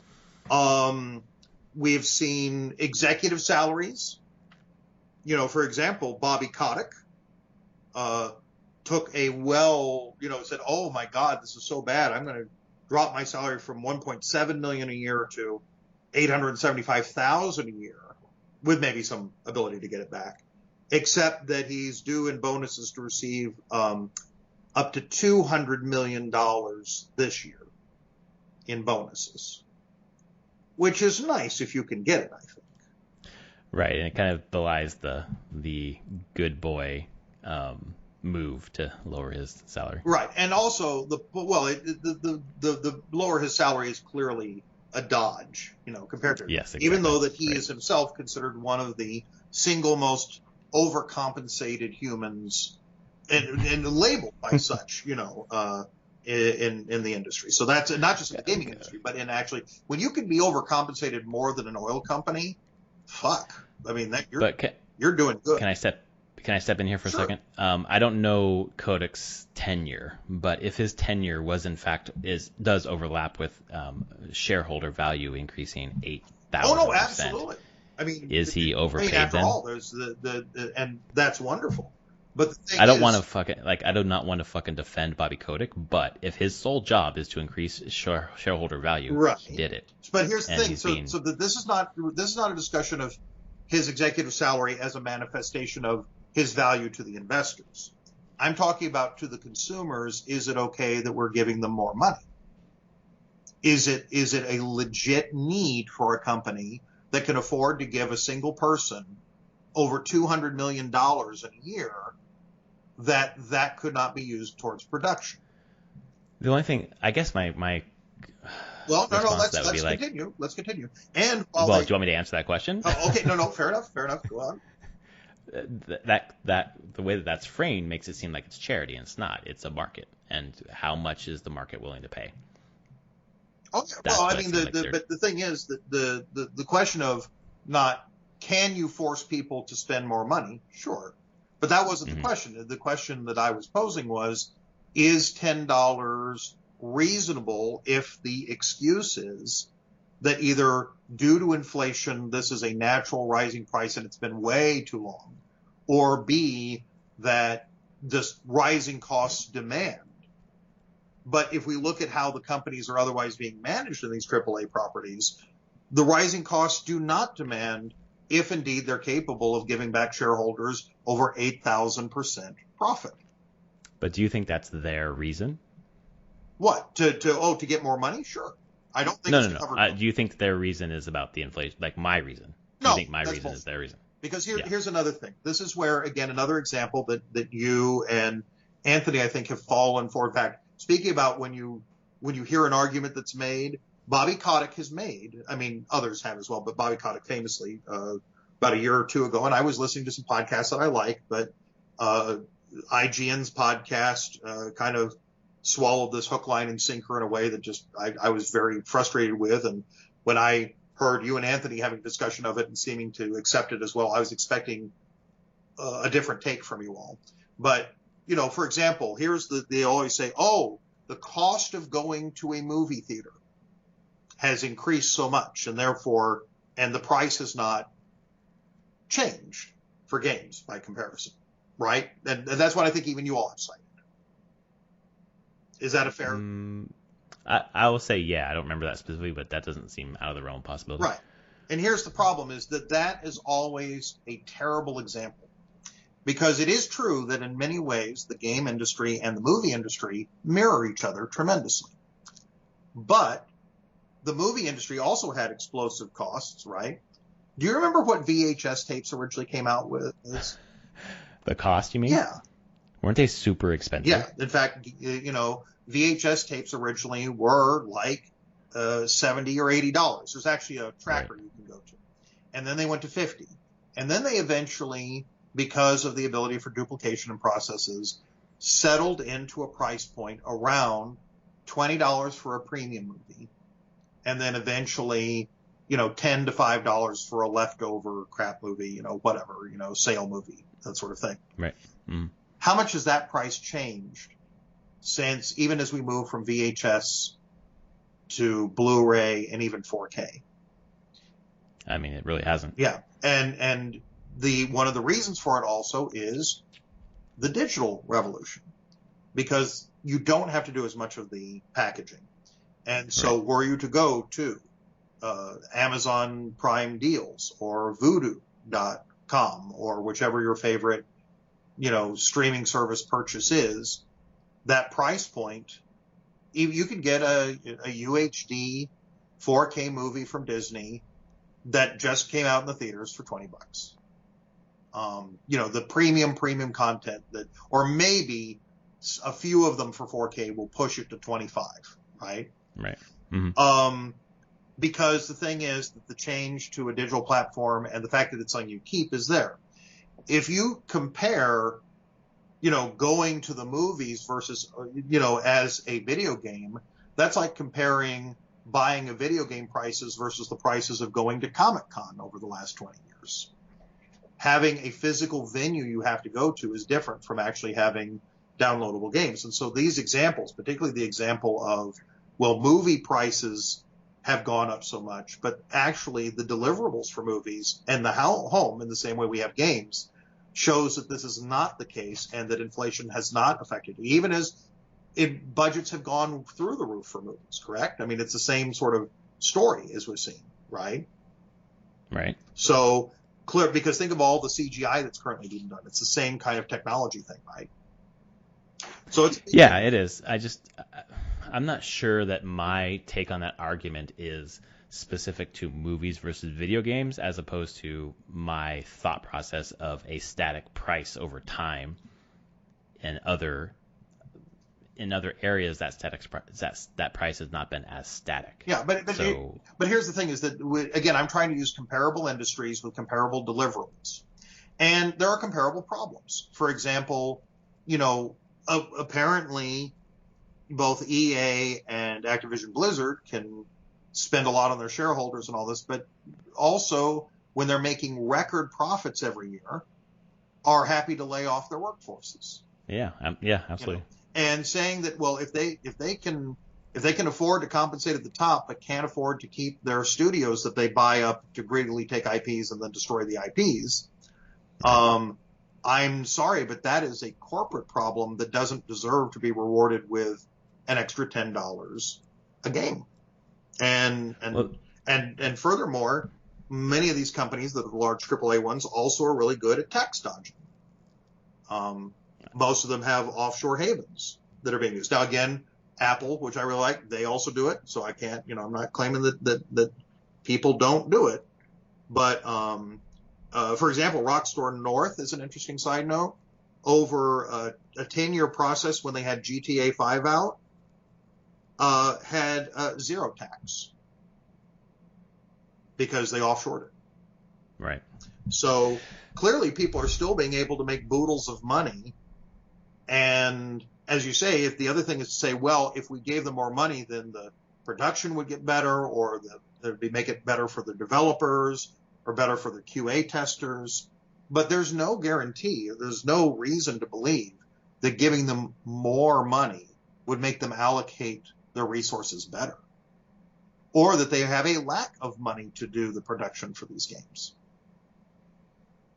Yeah, no, I think I agree with that. I'm not sure that my argument is they need it. I think my argument is that it's not outrageous that the price is going up, considering prices of other things are going up. Well, but not the price of everything doesn't go up. As you know, inflation isn't, it isn't universal across the way. As a historian, I will tell you, trying to index for inflation is really tough because some goods don't index the same way others do. Yeah, that's true. And so talking about, the price of a computer in the 1980s versus a price today, versus what inflation is, adjusted for it, obviously computers were actually a lot more expensive pound for pound. What cost thousands of dollars in 1980s money clearly is, by economies of scale, even as we have gotten far more sophistication and can't find a graphics card due to crypto miners. I think you still see that in, just comparing video games, though. There were ads for, I think it was Chrono Trigger, when it came out. It was like $90 for the cart, in $1996, which is crazy. Yeah. Way more expensive than a AAA game is now. Yeah, and the whole point is that you're able to, that there's no more retail channel that you have to really market to for the most part. Right. And when you think about, that now, and again, you'll have to ask Anthony what the margins were that you had to do, because I doubt that you were getting 70% back through retail. I wonder. I don't know. If you're selling to retail, I promise you you weren't getting 70% back of the game price as a company. So game there are companies more middle people, right? They're keeping more of the money that they're charging for every sale. And digital downloads are becoming more and more the value for most companies. And many of them are walled gardens. Nintendo is not farming that out to other people and paying Apple a 30% share, I promise. Yeah. So anyway, I think that when it comes to this, and then, and you all have used excuses like, and I again, this is where I just get a bit testy. And this is where you presented my thing about the FOMO and you could just buy it game of the year. It'll eventually happen. But to me, that's again, a really poor argument, because just because something will eventually go on sale doesn't mean that the price point at the beginning is right. And here I'm going to use a work example. You and I both know the textbook market very well. Oh, yeah. Mm-hmm. And we as educators can also be very invested in, yes, we want our property to be there, but is $100 a good price point for a textbook? Should it be the price point for a textbook? And I think you and I both know that that's not necessary, particularly in the digital age. Yeah, no. Even as a textbook writer, I use OER material or free material or very low cost material because it's ridiculous what it costs. But that's still comparing different products. But, right, but I mean, what I'm trying to show is that we can, when you have digital access, there are different. Again, I know these are all different industries, so we have to be careful. But if we are using the phrase that, inflation, other things go up, and therefore it's okay for this to go up too. Then not that it's okay, that it's not. I think it's not outrageous. Well, I just think it's outrageous as long as that, because now they just want to say, look, we know we can fleece customers for more, and we want to rake in all the money. Then that's fine. I mean, it's unpleasant, but don't tell me that you're not capable of making money without raising the prices. Don't tell me that you're going to treat your employees better. And games already effectively, as you say, with the DLC packs and all this, any pre-order, if you're going to have the season passes, which may not even be the complete experience. How many games now have 3 to 5 tier pricing? Right. And where's that top pricing at already? You say $90 for the complete experience. I think when my husband pre-bought me Vampire the Masquerade, I think it was $100. Yeah, no, I think it's even higher than that. I think it's like $120 for, add it all up with Witcher 3, 60, was it like 60, 30, 30? I don't remember. 120 maybe, something like that. So all that I want to suggest is that it is, I think that the acquiescence to the price hike is deeply unfortunate from the customer side. I don't think that it is I'm with you. I don't think it's going to change. I think they're going to do it, and they're going to keep milking money and doing gambling mechanics and making all the money and tax dodging and all this. But my pushback is that saying it's cool, because that's one of the things that I do love about this podcast and other places, is that people can say, look, this is the way the business works and it's going to happen this way, but without accepting at face value the arguments that are being presented by those individuals that are saying, and this is why, and therefore it's reasonable or comfortable. I think it's okay to feel a little bit of outrage or discomfort and to point out that there's no need for it. And the industry. Yeah, I think a lot of it is certainly the company's PR spin, although I don't necessarily remember the arguments coming from the companies themselves, as opposed to the bazillion podcasts I listen to that kind of say those things. I think it might be rationalization on my part as well, because of the nature of rising prices. But it seems like it comes down to discomfort or disgust with capitalism in general. That can be, but it's also, it doesn't have to be capitalism. It's just badly managed capitalism. Not all capitalism is bad, It's end stage capitalism. Yeah, late stage or whatever it is. Yeah, but look, I'm not. My leanings, while I'm sure to the left, I've often criticized for not being left enough, apparently. But maybe I'm left for dead. I don't know. But in a couple months. Yes, but I do believe that it would be fair to say that if you are managing things the way that you're managing, making the excuse you need more money for these particular reasons is grotesque and unnecessary. And and for people to parrot those reasons that are the corporate reasons, again, we can recognize that we're going to end up buying the AAA games. I'm not going to not buy them. I know it. And I'm lucky. I'm like you, we're both very fortunate in being able to have worked through the pandemic and make money and be able to build good lives. All right. But a lot of people can't. And therefore, since we are in a position of fiduciary privilege, I think it is worthy of at least pushing back a little bit against acquiescence. Not because that it is just because it's not inherent in all capitalism. Just like recently, the Ratchet and Clank game. Although there are other concerns apparently with that company, but they managed to make it without crunch. And that was right. And so the idea that we have to destroy our employees to make a game is proved wrong by an award-winning game. You know, whether it's that or the one operator that creates Stardew Valley, that's insane. Well, I mean, Anthony's company, like they don't do that. They don't crunch and they put out a good product. There's lots of examples of that. I think, I totally take your point. I think it is funny about how my position has been and still is, like it feels like an inevitability that it's going to go up. However, since the price increase, I have decreased the amount of day one games I buy. Like both Ratchet and Clank I really wanted, and also Returnal. I looked at the $70 price point. I said, no, I have games in my backlog I can play. Yeah. And the game that I bought full price when it came out was Mass Effect, and it happened to be 60. It wasn't 70. So I think part of it is definitely voting with your wallet. And even though it seems, like as you say, we've been able to work through the pandemic, we can buy video games we want to. I still really can't do it for 70. That's just too much. Well, and again, it's just I just think that the industry doesn't need to shoot itself in the foot, and I think they can do better. And so, in this brief moment that I have a platform, I am therefore using it. No, I appreciate it. It's really good to bring that perspective. I've definitely heard that from people across the gaming space, and it's good to have a cogent, well-argued. I was going to say well-argued argument, which then. No, that's perfectly fine. And I know I'm influenced by people like Laura Kate Dale, again, James Stephanie Sterling, some of those that are clear, and they are further on the anti-capitalist train, than the. Oh yeah. Mm-hmm. But nonetheless, even if I may not agree with their final end conclusions, I'm not ready to tear the system down and all that. But I am willing to call people out and say it can be better.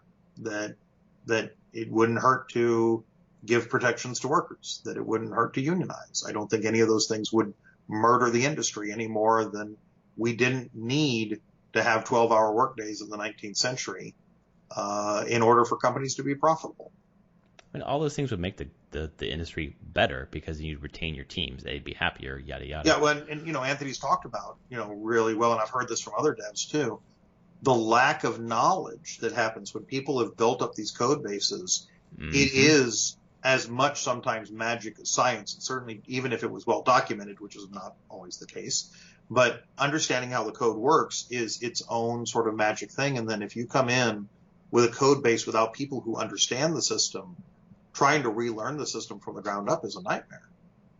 I've got a friend in a different industry who does computer science who's onboarding new people into his company, and they have their bespoke code base, and it's fucking taking forever to get new people up to speed. And it's like, if you don't have the people who know it to get them up to speed, if you have them, they're good teachers, they know the code base, they know everything inside and out, and it takes months and months to get new people up to speed. Without those old, the previous generation of coders or whatever, you'd be nowhere, have nothing. It's crazy. So unionization would definitely help with reduce the brain drain. Yep. Well, and also it's sad when you do see so many talented people leave the industry because of crunch or abuse and even the disgraceful way the game testers are treated. The fact that they can't even afford lunches where they work. I love the gaming industry, and I love that games are made, and I've certainly supported companies that I may not agree with their practices, But at the same time, that doesn't stop me from wanting them to do better. And I don't think any Yeah, of of us course. can feel like that we can't at least hope for better. Yeah, and not to bring in sports ball, but something similar is happening now in baseball with the AAA teams, where the players are now like just sharing on social media. Here's the food they give me. Here's the places I'm forced to live, and it's fucking disgraceful for billion-dollar organizations to have people living like that. Just because they are pursuing like a dream, like same with QA. Like people want to get into the game industry so badly that they'll do shit work for shit pay and shit hours, and they just completely get exploited. Yep. And it's in every single industry. I mean, including to some degree adjunct faculty as well. Oh yes, no, absolutely. Bringing this back to the thing we should not be discussing, but keep on bringing back, which is the profession. It's part of our lives. Yes. Thank you for all that discussion. I really appreciate it. I know the audience does as well. Why don't we move into what you've been playing recently? Absolutely. And so I have a bit of a list. What do you have? Because I feel like I've been talking quite a bit, and this should be a good time for you to punctuate and deflate my balloon with the brilliance you have of what you've been playing. Well, unfortunately, my list is pretty short simply because I've spent most of my time this week, again, making music and exploring that project. But 2 games that I've played. One is super interesting. It's called Game Builder Garage, which is for Nintendo Switch. It came out, last Friday? Recently. And it's $30. And what Nintendo has done is they have this thing called Labo. I'm not sure if you're familiar with this. No, I am. Okay, cool. So they were making this.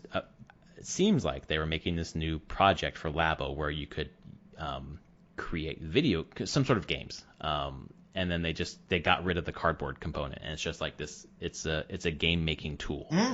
They gamify making video games, and you are given a character. It's a dot, or you have a like an avatar, but then there's like a dot, like a literal dot, that is a character in the game who's teaching you how to, in the background of the game, connect to things called nodons, like the nodes of the game.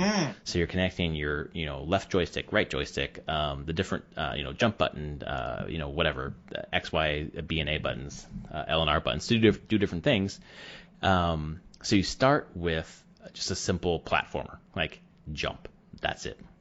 Move the character. And then it moves on to a space game where you're a spaceship and you're moving. It's an automatic scroll level and you're avoiding objects and then shooting things.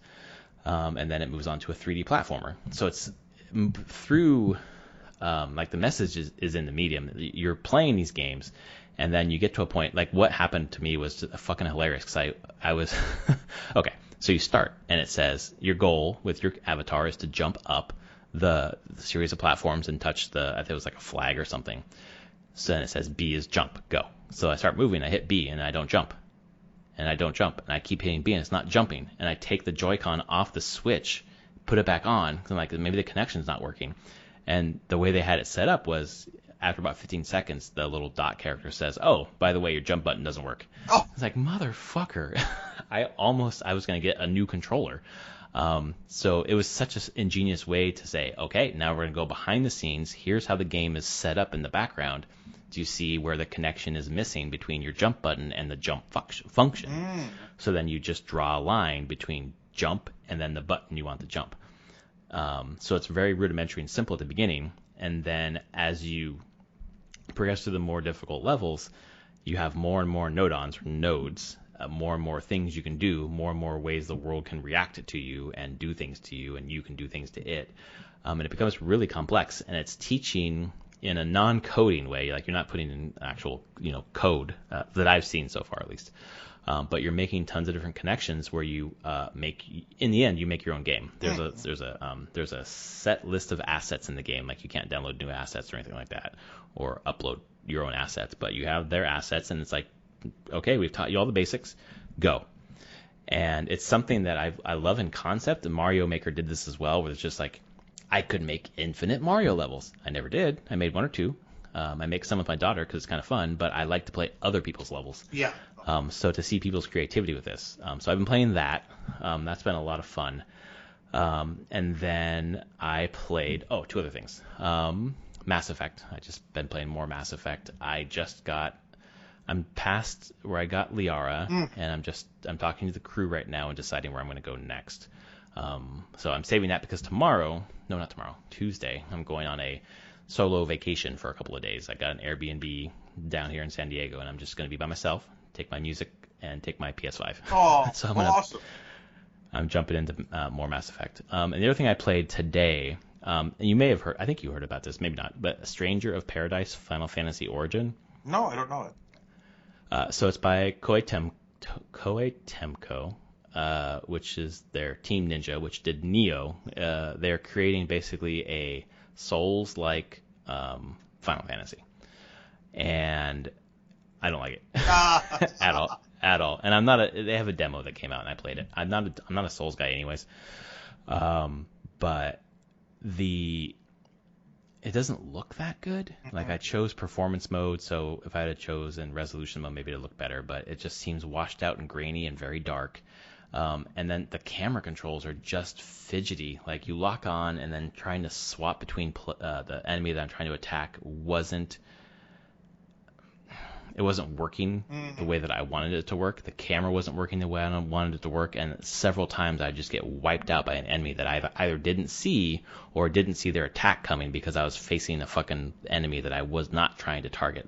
There's an enemy, like if I'm facing 12 o'clock, there's an enemy at my 8 o'clock, and I locked on to the enemy at my 12 o'clock, and then I turned to get away from like the enemy at 12 o'clock, their fireball, and then it had me lock onto the enemy at the 8 o'clock, which was way far away from me and wasn't a threat, and then I have my back to the enemy that I was fighting, and I get taken out, and it's like, okay, the first time that happened, like maybe it's me, and I tried a few more times, and I still had different, not the same kind, but different kinds of lock-on camera control issues, and I was like, I'm not having fun with this. So I tried it for an hour, and I was like, this is not a game for me, and then I was done.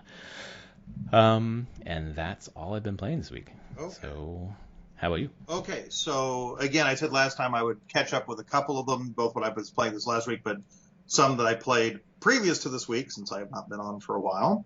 I'll go through some of the quick ones because I think some of these you've covered before.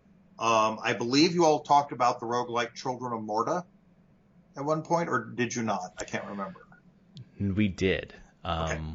And that's just a brilliant game. I loved it. It was one of my first really kind of roguelites that I really got into. I love it. I know that they've added some new content since I played it, and I'll be looking forward to when I've had enough distance from it to play it again. But what a great character-based game with lots of personality. Obviously, Hades blew it away, in so many ways. But what a charming and amazing game. I also have to give a shout out to Anthony's Slay the Spire, which played both on PC and on my iPad. I also have to give I believe that Anthony's brought up before, and if not, I apologize, One Deck Dungeon.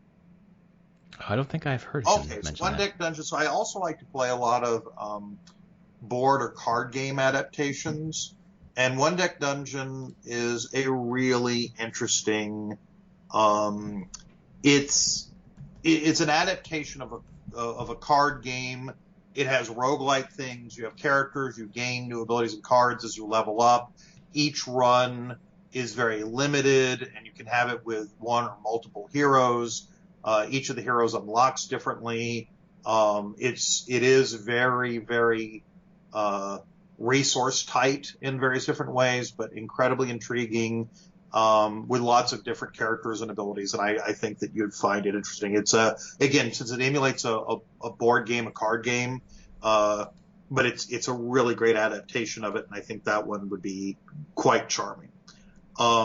Another board game that I've been playing actually when I was last week was the iPad version of Zombicide, which is a zombie. I don't know if it's on Steam, if it's a PC game as well or not. There's Tabletop Simulator Zombicide. Yeah, that's different. Yeah. So Zombicide, the iOS app in this case is what I'm using. I think it's on Android too. So Zombicide is a board game where you're survivors, and again, you're building up as these legacy type games with there's spawn points for zombies. The game has no game master. They move towards you, so it's like a Gloomhaven board game, that sort of thing, where it kind of DMs itself, and your survivor is trying to survive, and there's different goals on the maps and kind of little storylines. The app has made it into a storyline game with characters that, instead of just leveling per board game, they level over time with different abilities. You level the weapons. It's really, really a good tactical turn-based game. I haven't tried it as a multiplayer. I've just been playing it single player as a campaign, and it is joyous fun and definitely worth the money. So that would be quite fun. Mm-hmm. Another board game that might attract your attention, I think you'd love the aesthetics for it, is Anti-Hero. That's on Steam, actually. Anti-Hero. And I think it might be on mobile as well, but I'm more familiar with it as a Steam game. Dueling Docks. What does that say? I'm sorry. Dueling Docks. It says new map. Dueling Docks. New map. Dueling Docks. Yes. Mm-hmm.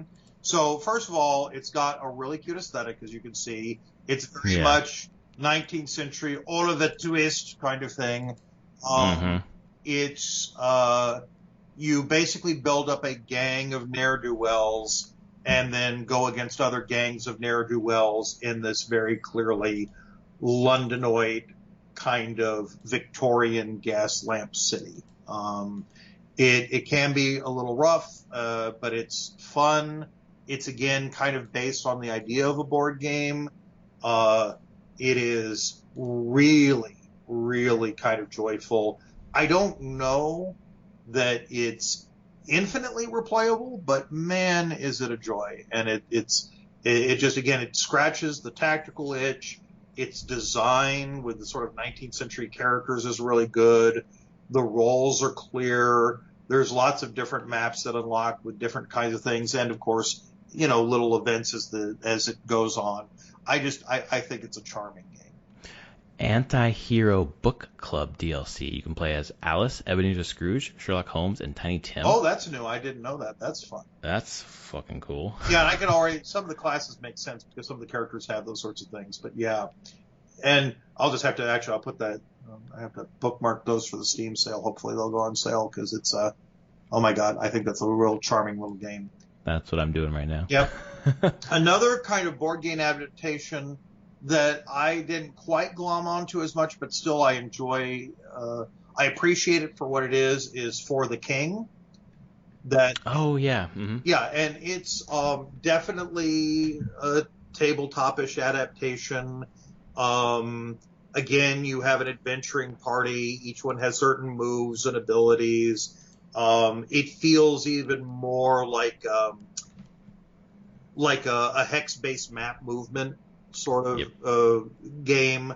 It's storyline based, and the fact that each module that you do, is to build up the characters, and of course you increase their abilities. It's fun. I did have, but I just over time I just it didn't grab me as much. And there's a lot that's good in it, but it just at the end of the day, it just didn't. I put it down at one point, and I just didn't return to it. Yeah, that's how I felt too. I thought it would be exactly what I was looking for, kind of like a tabletop, I don't know, dungeon exploring, whatever. It just wasn't sticky for me. I put it down after a couple of hours. Yeah, it was okay, but that was it. I'm not upset at the money I spent on it. It was a quality experience, but it was an afternoon or two. That was. Mm-hmm. Yep. Exactly. In other games that were more experimental, but I wouldn't necessarily recommend, Dorf Romantic, DORF Romantic. This is one of the more surreal games that I chose. When it came out and I played it quickly, it is for somebody, but that somebody is not me. Peaceful building strategy and puzzle game. Yeah, it looks sort of like, kind of a SimCity thing, and it's really not. It's more of a tile placement puzzle game where you have individual hexes that are brought up almost like think Pipe Dreams, where you have, I don't know if you remember that old game where you'd have the sections come up and then whatever, or think Tetris, right? You have the piece. Yep, yeah, exactly. Mm-hmm. And then you can place the hex and spin it in a particular way, and you get bonus points for matching various different kinds of resources and building out farms that are of a certain size or forests. And then, if you build the more city pieces, that might create roads and, that sort of thing. It's kind of a Zen game. It's not, That's what, yeah. But the truth is it's definitely not one that was Zen enough for me. And at the same time, it wasn't really buildy enough for me. And so it kind of fit into a middle ground that wasn't super comfortable. As I say, I'm sure this is for somebody. It's just not for me. This is a game, as you were discussing it, made me more and more interested in it. It seems like a game I'd put on lo-fi YouTube videos and just chill. Oh yeah, and it certainly may. And again, it's not an expensive game, and I'm sure it will also be on sale. But it's just one that was there. Another one that's sort of that glommed better for me, although it's also a limited experience, is Kingdoms and Castles. And I don't know if you've seen that one or not. I haven't, no, but I like the title. Yeah, and so again, I fucking love building games. I really do. And Kingdoms and Castles is clearly a very small studio, build a city kind of situation. It uses a bit of a model that originally started actually back with Warcraft 1, where you have to kind of build things along a road for them to be built and connected. And you have your little towns and you build your stuff, but occasionally there are events which can include raiding Vikings and raiding dragons. They, with a Halloween update many moons ago, this is before I bought it, added in kind of a witch mechanics that's there. There's some minor mods to it, but it's a game that's fun for a while. It's sometimes a little fiddly. The idea that when it shows it on there are people actually building the castles with the ramparts all around, fuck that never works. I wish it Damn it, that looks so fun. But building the towers where your little people are there and building the defenses and, it's got a lot that's cute about it and fun, but it's not going to be a forever game. It's probably, a 5 to 10 hour experience with the first 2 hours fucking up and getting destroyed earlier, just not kind of getting the resource part of the game. Like a lot of these, build and resource games where you kind of fuck it up the first time. But again, even with a full price of $10, it's well worth the $10 experience. So I would recommend that. It looks nice. Yeah, I'm putting these on my wish list for the sale next week. On one that I can't recommend would include 3 quick games, one of which I don't even think you can access. Type in the word Crow in Steam. I don't even think Crow is available anymore. This is one of those examples of how the fuck I have it. I'm not even sure. It's probably a years ago, or why I chose to play it. But Crow is a game from like 2012, so it's a little creaky. It has some interesting mythology. So there's a crow who's kind of like the messenger of the dead and all this, and you're supposed to fight mythological beings. And so you have one part that's kind of like exploring the world, where you fly above the map and you have some points of interest, but the flying's clunky and it's not great. And it's and you're trying to get some resources, but trying to figure out the orientation of the map got me dizzy over times. It was okay. And then you have the battling, which is really shit, to be honest with you. And it just, the idea of it has been done better in a lot of games, and the controls were really wonky. So, and I don't think you can even buy it right now. So goodbye, Crow. Okay. One that I wanted to like more than I did is Full Pipe, which is an older adventure game, point and click, that I don't know if you've ever heard of or not. No, I'm going to check it out right It's now. very stylized. It's intriguing, but it's a very fiddly little game. It has a very weird aesthetic, very surreal, I'm sure somebody was on mushrooms when they designed it. It's fine. And for but I just found it a little too fiddly in the puzzles and not charming enough to continue. It just eventually got to the point of where, I mean, again, I like the idea of it more than I like the game itself. Right. And there was another one that felt in that, and there are some people that love this next game, but I just fucking hated it beyond belief, which is called Calico. And I wanted to like it because it's kind of a Stardew Valley kind of thing, except with cat ladies, basically ladies. Oh God, cats. I saw this. Yeah. Oh my God, the controls were such shit. It was so terrible. And I wanted to, because I also knew that this was kind of like your lesbian cottage fantasy. And I was like, oh my God, I was so excited. It was a different kind of LGBT game. I don't always want to just play the gay boys. I want to have this. It was multi-ethnic. I thought, oh, this is going to be great. It's not that expensive. Oh God, I just couldn't. It was so badly controlled. The camera was so bad. And maybe it's that I was playing again with mouse and keyboard, and maybe it wants controller. I wanted a different experience. I didn't refund it because I want to support the developers because I like what they were trying to do, but it just wasn't for me. So there that was. A quick experience was Mole Control. That's just a dumb game. It's basically Minesweeper, but with slightly better graphics. It's still an older game. It's fine. Again, if it's El Cheapo, if you find it for a couple bucks during the Steam thing and you're basically desperately wanting Minesweeper but with a different skinning and slightly kind of a campaign, it's fun. Mm-hmm. You know, it's nothing that I would recommend heavily, but it's there. So one that you and I talked about, I think offline, Solitaire Conspiracy.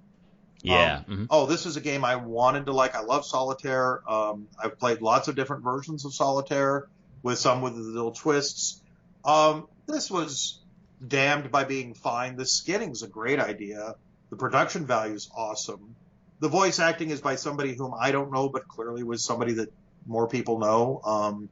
But it has a twist that it telegraphs almost from the first moment, and it's not even that much of a twist, and it's not that important.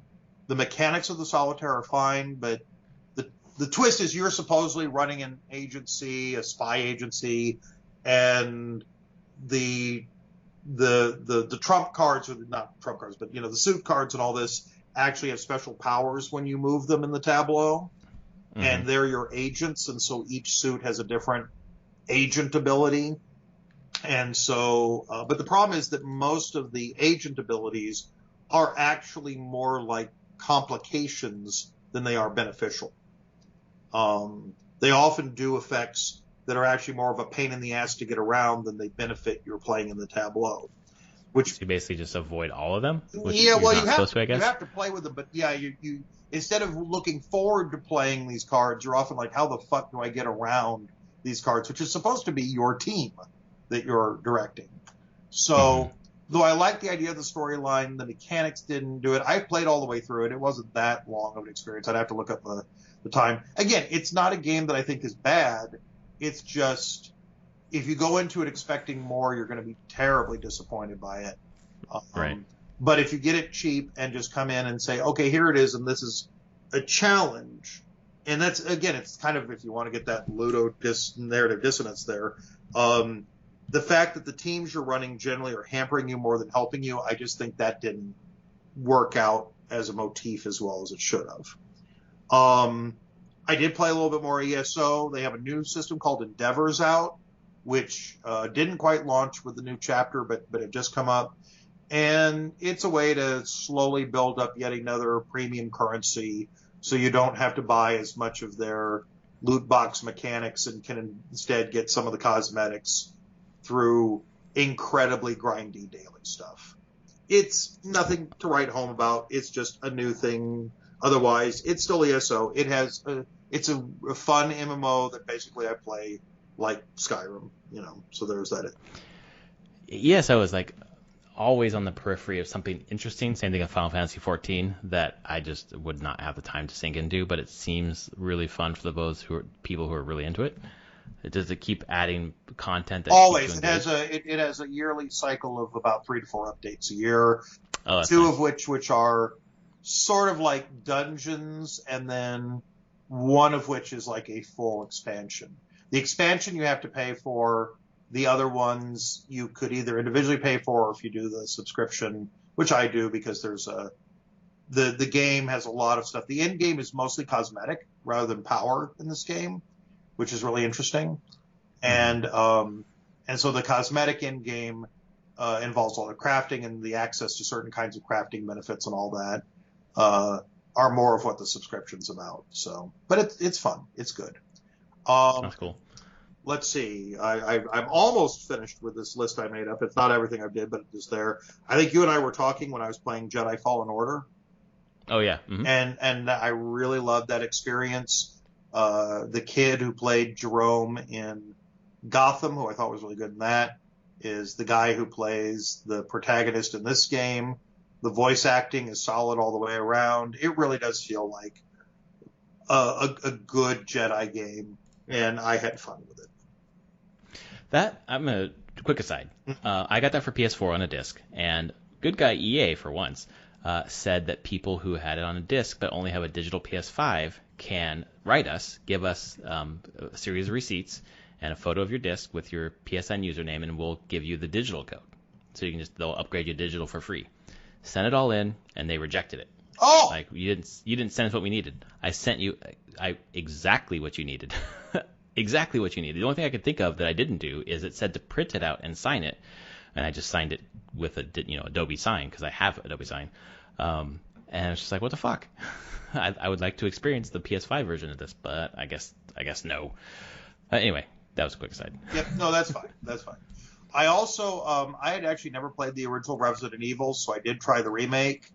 I got through some of it, but again, it just reminds you that reskinning better graphics on really clunky game mechanics doesn't make for a good time. No. I may at some point watch a playthrough, but I got to where I was like, okay, this is just... I'm spending a lot of time for what to me is like, I just want to have the background to eventually get to the better things, and it's just not doing it for me. I'm glad that you brought that up because I read it was like a blog post or whatever on PlayStation today going through the history of Resident Evil, talking about that specific remake and how, because it set the genre, moving, that it's worth playing. And I was like, oh, maybe I should check it out, but no, I won't. No, I'd say watch it playthrough. It just didn't. It's a lot like there are some games that might be worth, as long as you also have a playthrough guide in case you need it. Yeah. Like, I think Seventh Guest is still a classic horror game that has been, quote unquote remastered. Shit, it's so small it can be on an app. And there's a lot of interesting elements to it, but it's basically a puzzle game with a horror skinning, and the horror skinning is really kind of cool. The music is great in it. That's really awesome. The sequel, The 11th Hour, I think it was called. I can't remember. A little less intriguing, but still kind of a cool setup and interesting ideas. But again, it's primarily because even though the graphics are kind of crap, the puzzle itself elements still kind of hold up. But it still might be one where, watching it might be better or more fun than sometimes the laboriously slow elements of the coding from that time period. Right. And then two last ones that I think are worth mentioning, and both games that I've enjoyed. I have not finished, but I was enjoying Stacking, which is a Double Fine game that I think is the least well-known of theirs, or one of the least well-knowns. Oh, that's what you talked about last week with the Matryoshka dolls. Yeah, and they are just so awesome. I think that you and I might have talked about it offline. I don't remember if I mentioned it in the podcast. But if I can't remember. Stacking? Yeah. Yeah, you mentioned it last week. Okay, well then good. Then I've already covered it, and that's excellent. Yeah, because I looked it up while you were talking last week. I was like, oh, yeah, okay. That is such a fun little game. And I've only finished and cleared out like the first area, but it's one I want to get back to because it's one that I would like to go back and finish, and because it's got a lot of fun elements to it. And it's clear that it also is meant to, like, you clear out this area, but then you go to another area and get more access to things, and maybe some other stuff unlocks in the previous area. So that's cute. And And then the one that since my Vampire the Masquerade Bloodlines 2 got delayed so long, I did play Vampire, VAMP. Oh, did you? What'd you think of that? Oh, it's real good. It's real good. Oh, okay. It does have a couple of things that are clunky, and the one negative is, so it's set, first of all, during the Great War, during the flu pandemic. So playing it during the pandemic was really interesting. Oh my God, yeah. Because it has quarantines and all this, and it's also a reflection on the war, and it is a guy who is made a vampire. And the twist at the very beginning, I don't think this is too rude to say, is that you are left for dead in a pile of bodies, but you have been bitten, and you don't know quite who or why you've been resurrected. It's like an amnesia kind of conceit. Yeah, unfortunately, your wife has heard your body is there, and she's coming, trying to help you, and then you wake up ravenous. Oh boy. Yeah.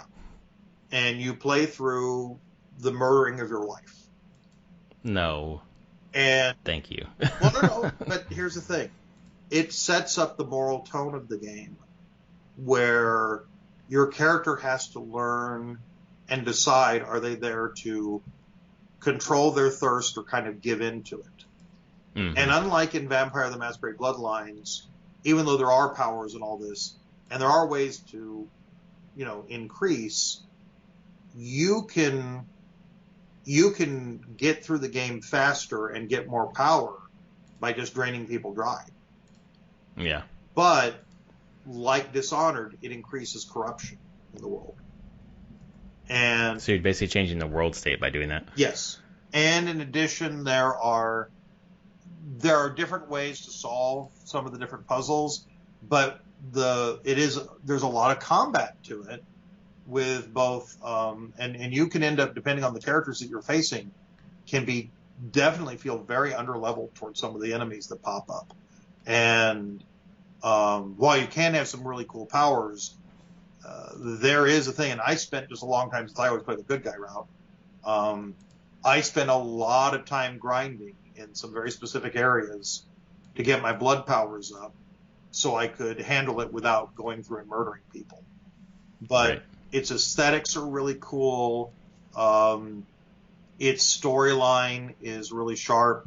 It's a little bit of I believe they've been called Eurojank before, And I've heard the term. Yes, for sure. and it does have some of the elements of that, but it's such a good narrative, and it forces you to deal with a very difficult time period in a way that's there, and for a game that deals with a pandemic and people's desperation and bleakness during a pandemic, it was weirdly cathartic during a pandemic to experience it. Yeah, it's kind of interesting because those types of experiences, I personally would feel like I don't want to experience during this time that I'm experiencing, but I feel like it could be cathartic. So that's interesting. Yep. So that was my list. Awesome. Well, as you ran through a couple builders, it reminded me, the one big game I played this week was Lego Worlds. Ooh, how's that? With my daughter, fucking amazing. Like, I've been looking, like my daughter and I love to build things. Obviously, we have Duplo, Legos, whatever. We usually just build cardboard boxes or whatever there is. And I've been looking for that kind of experience online or a video game. And No Man's Sky obviously has some building, and my daughter loves to instruct me how to build the space station, basically, or the base, basically. Take off the roof, put a second story up, put the stairs up, put the window over here, put a door over here. Like, that's real fun. And I thought maybe Minecraft might be something that she'd be into, and nope, not at all. Was it the aesthetics for her that turned it off? Was it the I think it was the aesthetics, yeah. Just the way that it looked. But because she plays Legos, like, for example, for Father's Day, my wife got me a Space Shuttle Mars rover kind of NASA Lego set for my daughter and I to build together, and that's what we did today. That was a lot of fun. Super cool. Yeah, it was really fun. So on a lark, I was like, oh, I forgot about Lego Worlds. I'll check it out, see if it's on PlayStation, and it was on sale for $4, and I was like, ooh. Yeah, okay. That's well worth just if it crashes and burns, that's fine. And it didn't. You can do 2-player co-op split screen. So the way that's set up is you either have creative mode, just like Minecraft, where you have access to everything. So we were building castles and bridges and anything we wanted, huge statues, dinosaurs. She was just loving like all these things being built. But while she was telling me what to build, she on her screen just fucked around, just went, explored. She's like, it was so funny. She would go off and explore. Then she'd say, "Daddy, come over here and be near me." And as soon as I'd get near her, like where I'd basically touched her on the in game, she's like, "Okay, now leave me alone." So then she'd send me back to the other side of the map. And then we did the adventure mode, which is where you're unlocking all the items. And the same thing, like there were quest givers to do certain things to get golden bricks, to rebuild your rocket ship to move on to the next world. And she would just dick around, like, swimming, climbing, whatever she wanted to do, while I did the quests to enable us to move on to the next world. And the worlds were so quick and so varied. It was like a prehistoric with like dinosaurs, and another one was like a Christmas planet. I forgot what the third one was. So Pirates was the first one. And it was just like she was so enamored with the having adventures, is what she calls it. And then that we could build things and learn how to build things. And she was just loving it. And then there's a mode where you can, or a skill you pick up where you can, instead of building, like you can, add a button, like build a whole castle or whatever. You could just choose the bricks, individual Lego bricks, and you can start building things up. And she was having me build walls and all these things. And we actually, we played that probably 3 or 4 times this week, and she just loves it. And it's a really cool, creative building game that she's super into. That does my heart good, because having played some of the building games, like I tried to get into Second Life when it came out. Oh yeah. Oh, what a nightmare that was. Very much showing you how that, land grab and money and limited objects, and it's just not the experience I wanted, and too many space dicks and everything else in the game. Fine. And on the other hand, the Lego games have always had a charm to them, even though they do kind of after a while become kind of the same game, But yeah, they do really. Mm-hmm. But oh my God, I actually for a period of time became totally addicted, and I don't even know if it still works or not. Lego Dimensions. Which I don't know if you're familiar with. Oh, that was the Toys to Life thing, right? Yeah, and oh my God, because they had some properties, including, they obviously had Batman, because they always have Lego Batman, but they had Doctor Who. And so that's right. I was able to have these, and they had some of the voices of some of the really great actors, and they knew, again, Lego knows how to deal with its properties so well, in terms of generally honoring the license that they're doing in a way that really is work. So like each of the Lego characters had different abilities. And so if you had, a character that had one certain ability, maybe that is the one that melts the gold bricks, right? Or the silver bricks or whatever. And so you would have different characters that you would swap in and out. They all had amazing and fun animations. They interacted with each other in fun ways. It had the Lego humor to it. They had some really interesting occasional, like, Easter eggs. The most amazing one was that when you played the Lego Doctor Who, and it was the time when Peter Capaldi, the 12th Doctor, was the Doctor. And if you... If there, I remember there was something and I missed a jump and I ended up flying over the edge of the world and dying. Okay. And it just, reforms you up in Legos again. Except in the Doctor Who one, it fucking regenerated you back to the first Doctor. Oh. And then if you entered in the TARDIS, it was the skin of the TARDIS from the first season of Doctor Who. And then if you killed yourself again, you became the second Doctor, and the TARDIS changed again, and it went through all. Well, that's pretty cool detail. Oh my God, it was just, it just was really joyous. I have all the toys in a giant bin. I got into it late, so I don't know if the servers are still active. I wonder if it still is. I would be crushed if it wasn't there. So I thought those went down a while ago, to be honest. yeah, but I could be I don't wrong. know how much of it could still be played as a solo game without it. So Right, um, right. speaking of servers, one last note. That's not a game I played. Was there anything else that you had that you? No, that's it. Yeah. So this was breaking news I found just a couple hours ago when I was reading. EA, I think it's EA that has the Might and Magic series, right? Um, Oh yes, totally. yeah, so they have Might and Magic 10 that they were still, I think they're still selling it. And they decided to take the servers offline. Now, the thing is, Right. Might and Magic 10 is a single player game. But, motherfucker, it's got like a DRM check. And to get from one part of the world to the other part of the world, if you use the standard, I think it's the bridge on it, that won't work because it's fucked. And so there's the community has had to do changing files in the game so they can access that in the game. And any of the DLC, because again, it was like an online verification, they still can't access. So I don't know if this is going to be fixed or not, but again, if game developers, don't be an asshole. You know, it's okay to take off your online servers for online multiplayer, but don't leave the single player accessible to people. That's rude. God, I wonder if it was just like inextricably tied and they couldn't, or if they. Wow, that'd be a good question to ask Anthony. What the fuck happened there? Yeah, and again, you know, this is just something that just, you know, I literally, as I was browsing other things to prepare and have my little list so I wouldn't forget and be slightly more organized, that popped up on one of the Reddit gaming threads, and I was like, "Ooh, well, that's interesting." So yeah, that's very problematic.